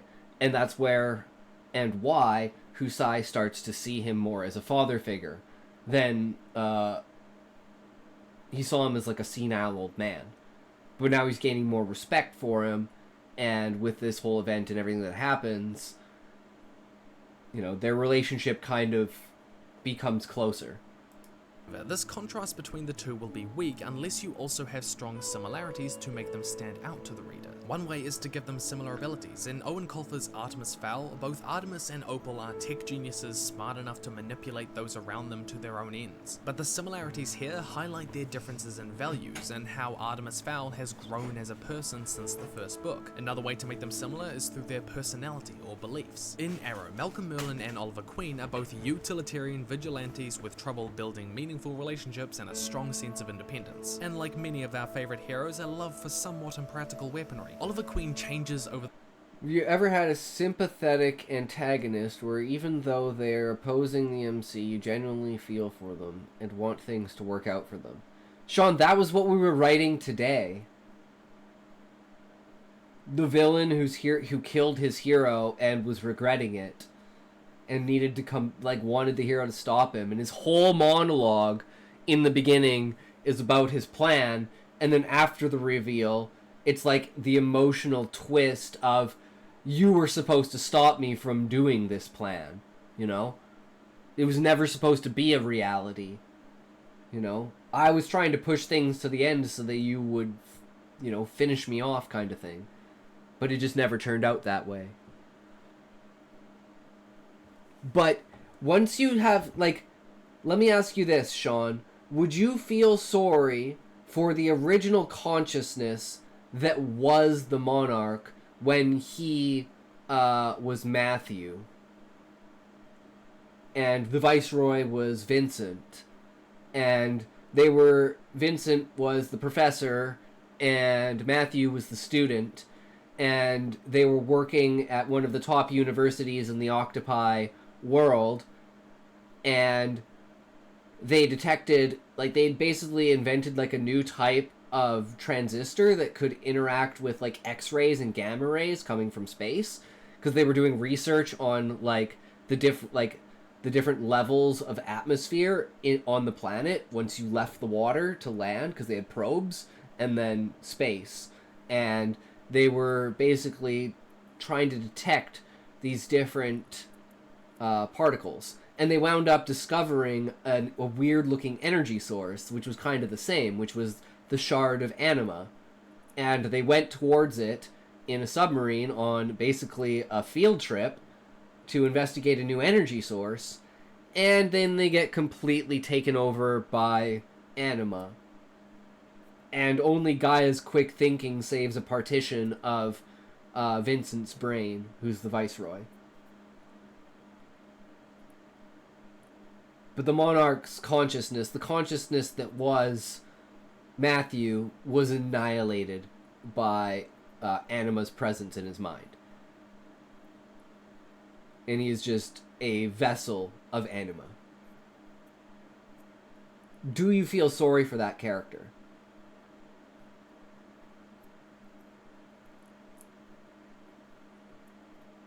Myst 3, Exile's antagonist, is a great example. He's unhinged because he's been stuck in a separate space for years, while the people who trapped him were the sons of the man who is your friend, and the antagonist believed that his people were destroyed, but the sons were still alive, and the father had somehow fixed their people's world and brought it back to life. Fuck, I love Myst, man. Myst was such a fucking... Ugh. That's probably where I got such my crazy imagination from when I was a kid. I literally replayed Myst actually recently, like within the last 10 years on DOSBox. Specifically Myst Riven. But I had Myst 3 on that was on PS2, right? Myst 3 was PS2, right? Yeah. Yeah, Exile. That was the one I played. Okay, so I never finished the game because I got to this stupid puzzle I could never solve, and I literally remember having like stacks and stacks of sheets of paper that I could never solve this one puzzle. And it was like a bunch of rings, and you had to like move the ball in like certain areas to unlock it. Yeah, it was like 3 circular things, and it was like moving an observation tower around. I wonder if I could actually do... Hold on, let me see if I can...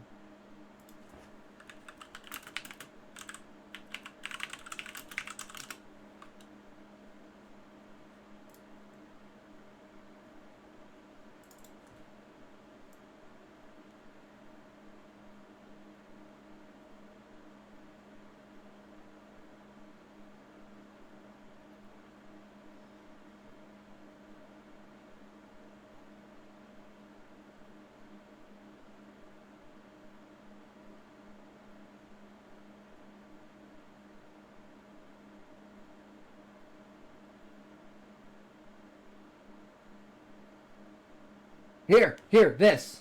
This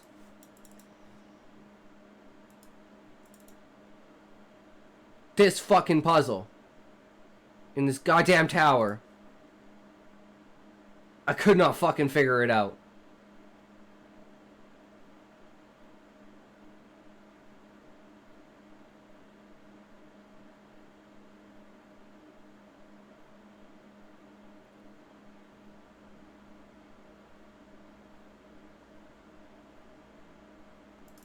Yeah.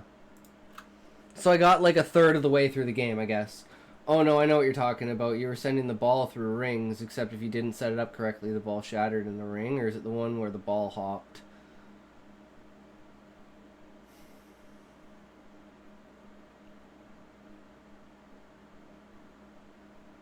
Yeah, I gave up after that. It was a shit show. I didn't understand it at fucking all. over the course of the series. But yeah, I remember Myst 3, man. I should replay it. But it's only through his rivalry with Merlin that he is forced to do so, making him the perfect foil. Finally, authors often opt to give their heroes and their opponents similar backstories. In Harry Potter, both Harry and Voldemort... And that's kind of the thing too. Oh, every tower has its own code. You get them by aligning the telescope in the central tusk, then focusing the image to perfectly match what was on the other tusk. Yeah, and I remember having sheets of paper with, like, I put it up to the screen and I'd draw it out, and then I'd put it up to the screen and I'd try to match it, and I swear I'd solved it, it just didn't fucking work.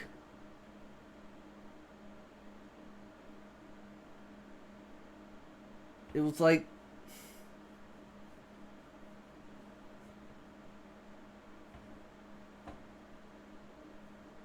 But yeah, that was the puzzle. I don't know if that was the tower, but that kind of... It was like 3 of those in a room, and you had to like move them around, and it moved a tower around. That's all I remember. I don't know if I'm remembering it correctly, but that's what I remember. They should have implemented a yellow and blue make green gimmick there, so you knew you got it right. That was the worst part, is I had no idea. I was gonna say greatest game ever, and then I totally forgot what it was. Oh, no, this is I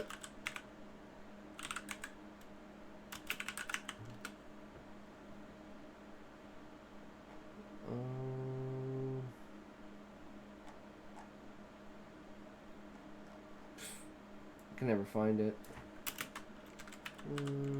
There we are, 1995.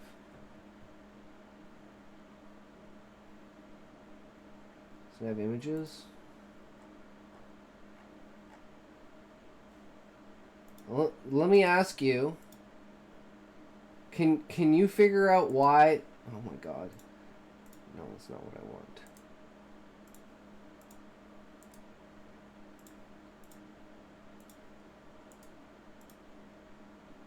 What is this shit? I just want the image, you fucking pieces of shit. Just give me the fucking image.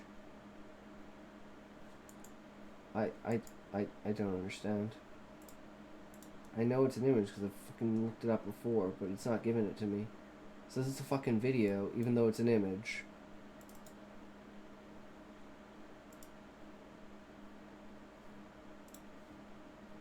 I don't know. Guess why I liked this game when I was a kid. Should have implemented, so you line the image up and focus it, then record that code for that tower, then go to that tower, enter the code, and the book lowers. You then return to the central task to line up another viewer to a different tower, then open that one. 3 towers, 3 codes. I see. But yeah, I really liked this game when I was a kid.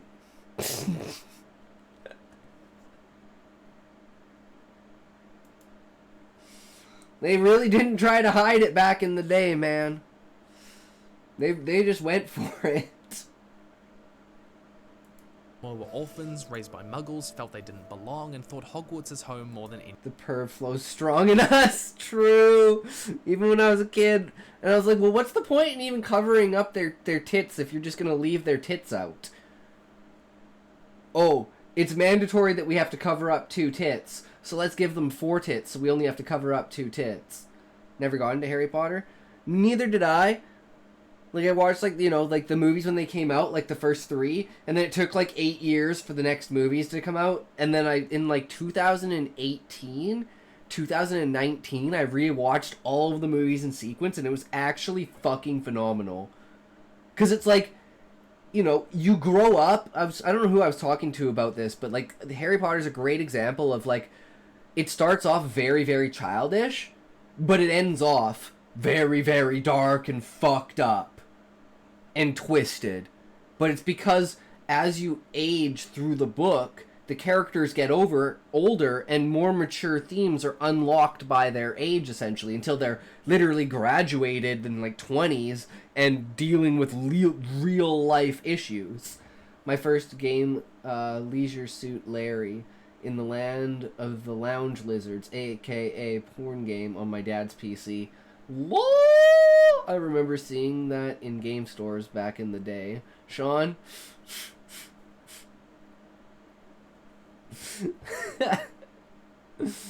Oh man, that's hilarious. Anywhere else. But these similarities also highlight a key difference. While they both started off feeling unloved, when Harry went to Hogwarts, he soon learned the power of friendship.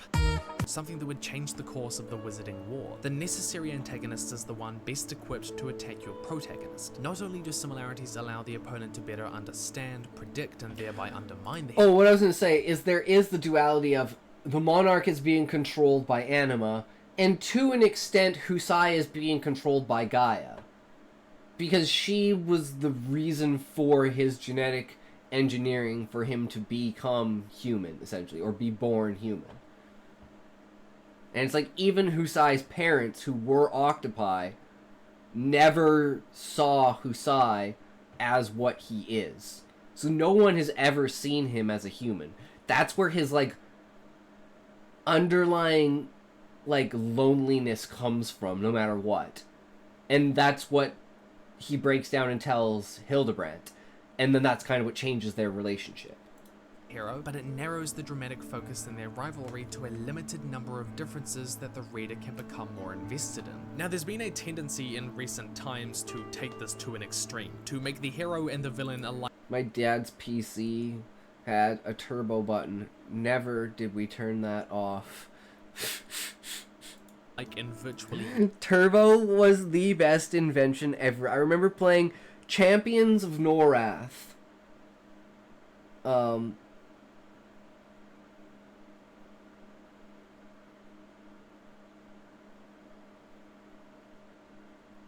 what's the second one? Was it what the hell was it?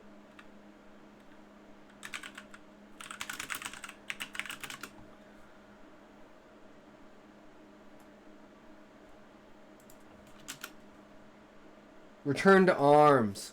Champions of Norath. Champions, Return to Arms. So fucking good. What's that? Only getting 1 image per second? Hit the turbo button. Oh no. It will flow as intended.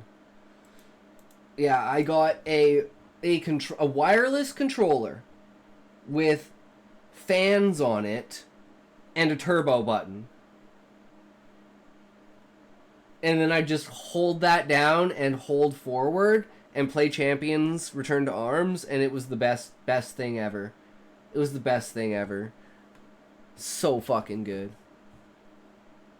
But yeah, the duality between, at the end of the day, Gaia and Anima is reflected in the Monarch and Husai, and even like the Viceroy and Husai.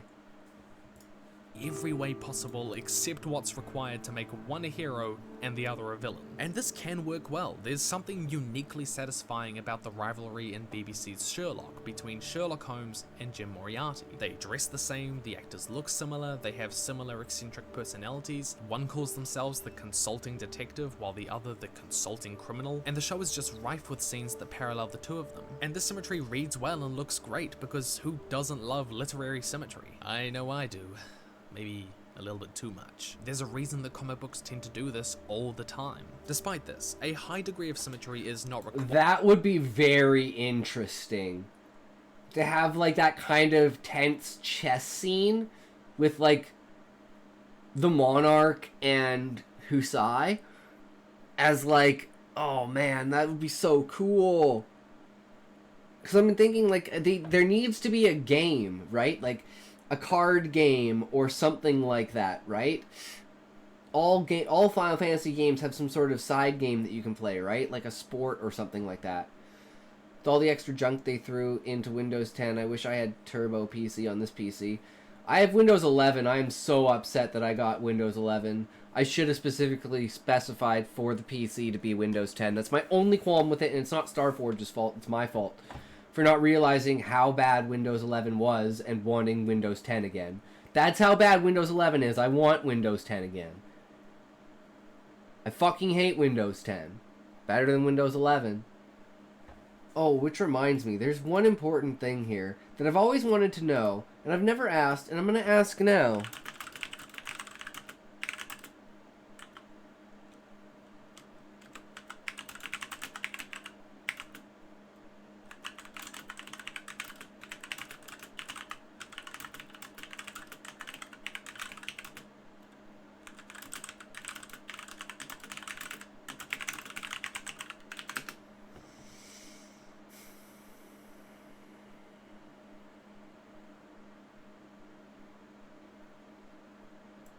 Oh shit, boys, we have an answer! How do you stop the Start menu search bar on Windows 11 from searching non-local files such as the internet? To stop Windows 11 Start menu search bar from showing web results and focus only on local files and apps, you can tweak a setting in the Registry Editor or Group Policy Editor. Here's how. Registry Editor.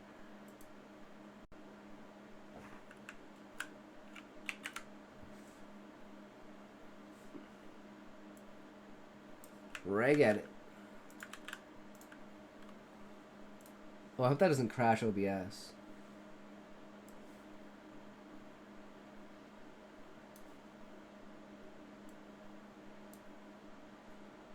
Current user software.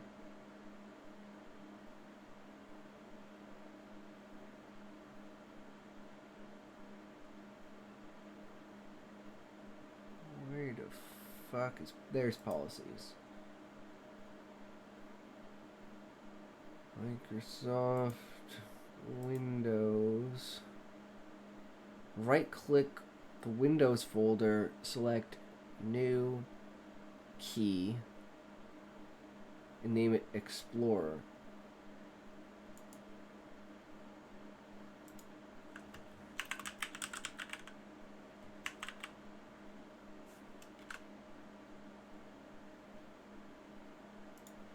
Okay, that's odd because it already exists. I tried to create it, but it already exists. Inside the Explorer key, right-click, select New D-word 32-bit value and name it Disable Search Box Suggestions.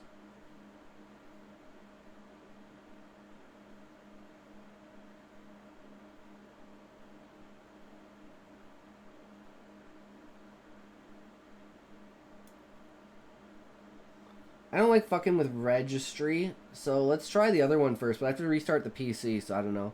In all honesty, I want Windows 3.2 with modern drivers on it. That whole program fits on a 3.5 floppy disk, so on my PC it would be invisible due to how small it is. True! When I look at my phone, it's 80% of its storage is its operating system. Wired to design either a necessary opponent or build their rivalry. It can make it more interesting, but focusing too much on similarity often leads to stale or simplistic villains that aren't allowed much characterization outside what has... But again, that's our biggest problem, is I really feel like even Hussein, or even like the Monarch and Anima aren't even that great of villains. It's more of how they fit into the story. Like, I think Fafnir almost appears to be more of a villain than the Monarch. Just from the eyes of the people and the way that you would perceive him as the reader, I could see it seeming like Fafnir and the dragons are more of a scale than the Monarch. But once you look into those eyes, the spirals of galaxies staring back at you, you know the true scope of the enemy you face. And to it, an eon is but a thought. Already been seen in the hero. Because the reader tends to understand the protagonist well, it makes it more difficult to make the antagonist in any way mysterious. In using this paradigm, it's important to be careful of misfitting moments in the story where the protagonist and the antagonist are going at it and the antagonist will say, "We're not so different, you and I," just to unnerve the hero, and the hero will go, "No," even though this isn't even remotely true, but it just feels like it is because they might... I mean, back in the Windows 2.3 days, they had add-ons that you could choose to include into your system, but you never were forced to include anything you didn't want. I don't want Cortana, but you can't hack her out. Yeah, like, I don't want fucking, Microsoft Edge, but I can't get rid of it. It's fucked.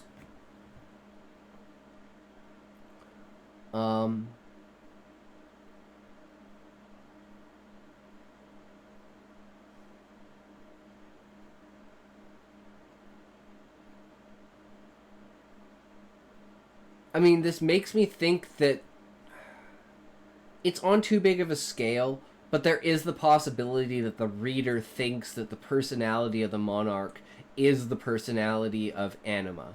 And in a sense, that is kind of how it is, but it's like it's a seed of will. It's like the seed that was planted in their head is the idea of expand and grow consciousness. That's the only order they were given. So all they want is a peaceful, united world. So it's almost like the monarch is racist in this fact, because he just wants to get rid of lower intelligent life forms so he can spread higher intelligence life forms across the planet. So it's not even that he wants to kill everyone or blow up the planet or anything like that. He just wants to genocide all of the Beastmen. He's like, come on, guys, I just want to kill all of the Beastmen. Just let me kill all of the fucking Beastmen. And then they're like, well, what about the avians and insectoids? And he's like, yeah, they'll be next. Don't worry, I made a self-destruct inside of all of them. And that's just how it is. And then octopi superiority. And then they will look at the monarch and go, well, which octopi is better? The white horn, the black tail, or the yellowback? And he'll say, neither! I am the crimson dust! And then he will morph into his original red form.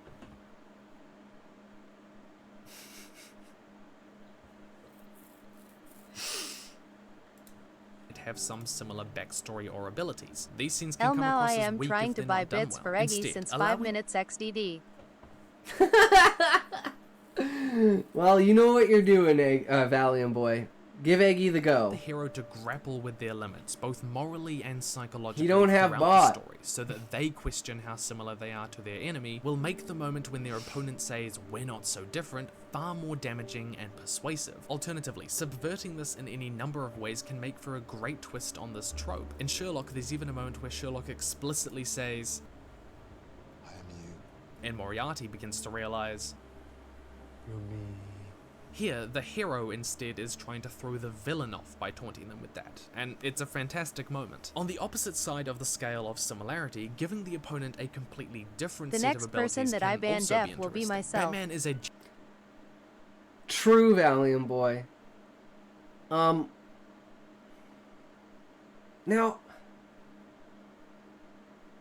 I'm going to apologize, Valiant. I'm sorry. I'm an asshole. I don't know how to ban people in the chat. Bro, don't WD. Just hear me out. Just hear me out. So I raided someone last night, right?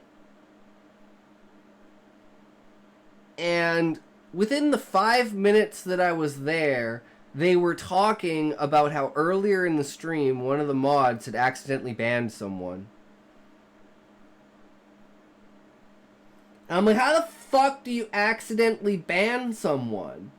They're like, oh, it happens all the time. And I'm like, I don't even know how to ban someone in the chat. So it's like, to me, it's like, I don't understand how you could misclick it. But apparently you can. So I'm sorry, Valiant Boy. I was being a dick.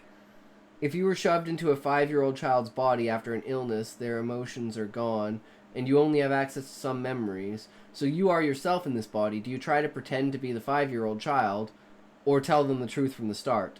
Sean, unfortunately, I would be the child, because I would think they would think I was crazy. But if they confronted me with it because they saw signs of inconsistency, and they asked me about it, then I'd tell them the truth. But I would pose it in a very fictional way. Be like, oh no, this is just because I believe this.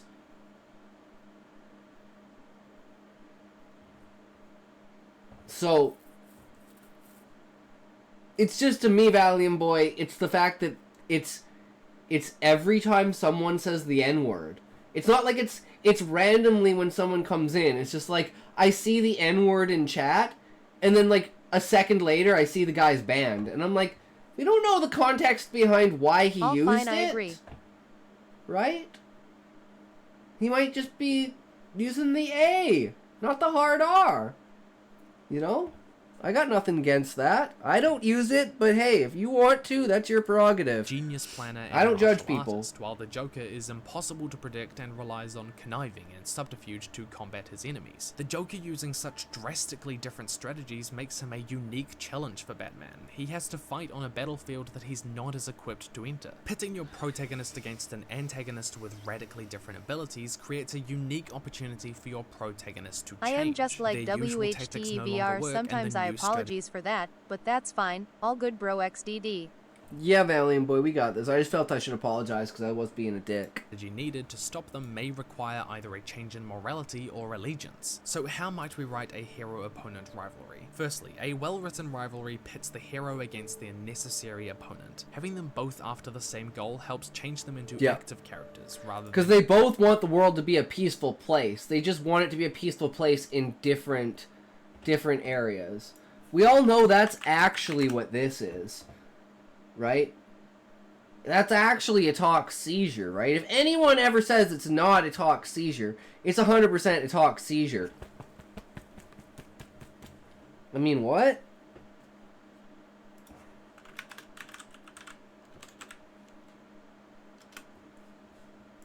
passive ones. Secondly, an opponent only becomes necessary when they harm the hero in a way that no other character has. When they kill Zayd. As before, and there are a number of creative ways to take this. Thirdly, by making their rival... You know what, I should make a command that's it talks and then it says, you just died.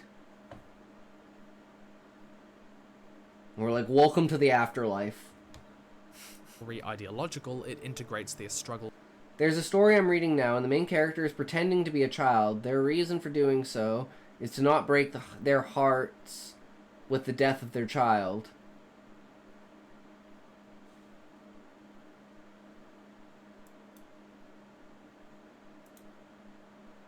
Still, they were male and a soldier, and the child is female and not human. Without the emotional bonds the child had, how is an adult supposed to pretend that?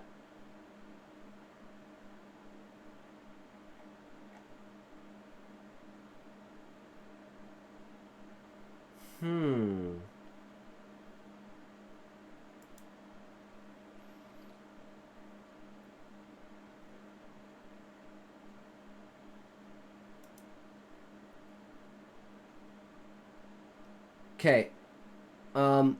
This might be extreme, but hear me out. Phases. Kids go through phases all of the time. Think about 2 or 3 of the phases that you've went through between the ages of, let's say, 6 and 10. Thank you, buddy. You're a good soul. I am teasing you, bro. All's fine. Fuck you, Valiant Boy. We good, bro.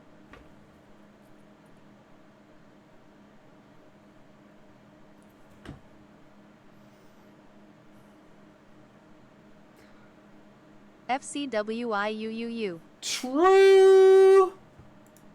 With both theme and the character development of both the protagonist and the antagonist. Fourthly, making the opponent the foil for the hero can narrow the dramatic focus of the narrative, but this can lead to cliche moments, and there are other unique ways to approach developing your antagonist. One final point, we've talked a lot about necessary opponents as the one person in the world best able to attack your hero, but that doesn't mean that your hero can only ever have one necessary opponent. Characters change. Yeah, there are tons of different opponents, and like they're switching. Like I said, everyone's switching sides all the time during the book because of influence, ideology, and information.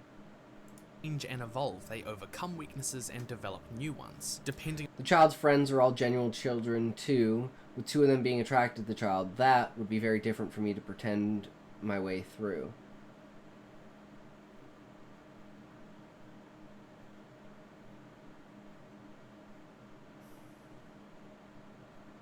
I mean, again, think back on your childhood crush if you had one.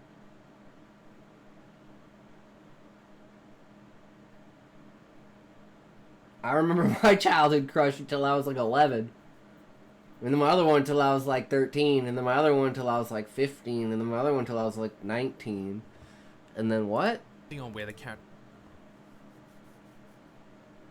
EM seizure. is at, the necessary opponent may change. But Nice, it's also totally Valiant understandable that as writers we want to have that one person who can challenge them like nobody else ever could, and this still acts as a guide for developing those sorts of antagonists. But that's all from me. A massive thank you to the supporters of myself and Supreme Leader Mishka over on Patreon. You guys really do mean the world. Alright, so the connection between Husai and the Viceroy on a level of them being channeled either by Anima or by Gaia, as well as the Viceroy, his connection to Husai after Zaid's death.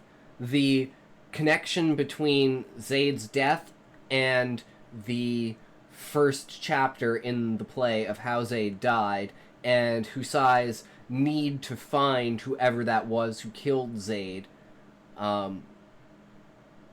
plus finding the information about the Warriors of Light. And then the Warriors of Light lead them to the QP, which leads them to Fafnir.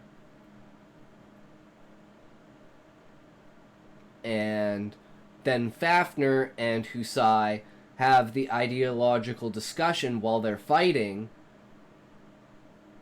and Fafnir's questioning Husai as to why he's doing what he's doing. And this battle is so backwards because Fafnir is making Husai sound like a bad guy.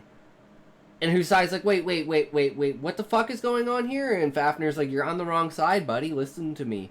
You're on the wrong side. And then they become,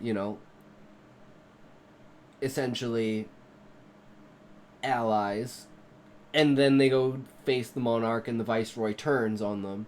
And then, of course, Fafnir dies. And it's like that older brother kind of character sacrificing himself for a younger character, showing that, Husai is the true meaning of the one. Because Fafnir, the Viceroy, the first time he sees Husai in the inauguration, calls Husai human. And Husai has never heard that word before. And the Viceroy doesn't realize that he did that.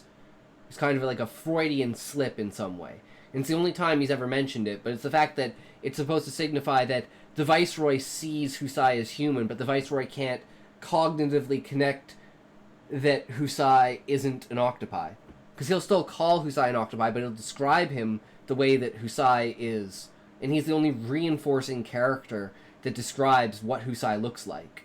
So you really get this contrast of images of what Husai actually is. And that knowledge is something that binds with Husai. So when the Viceroy swaps, essentially, and you're like, what the fuck is going on, it's even more of a detriment to Husai. So it's like all of these connected points between the heroes and the villains and the switching of sides and everything. So I think we actually passed this one as well with a pretty good amount of depth, despite, again, our motivation being extremely low, but everything else just kind of falls into place. And having having the Monarch kill Zaid is just so fucking poetic. It's so beautifully fucking amazingly poetic.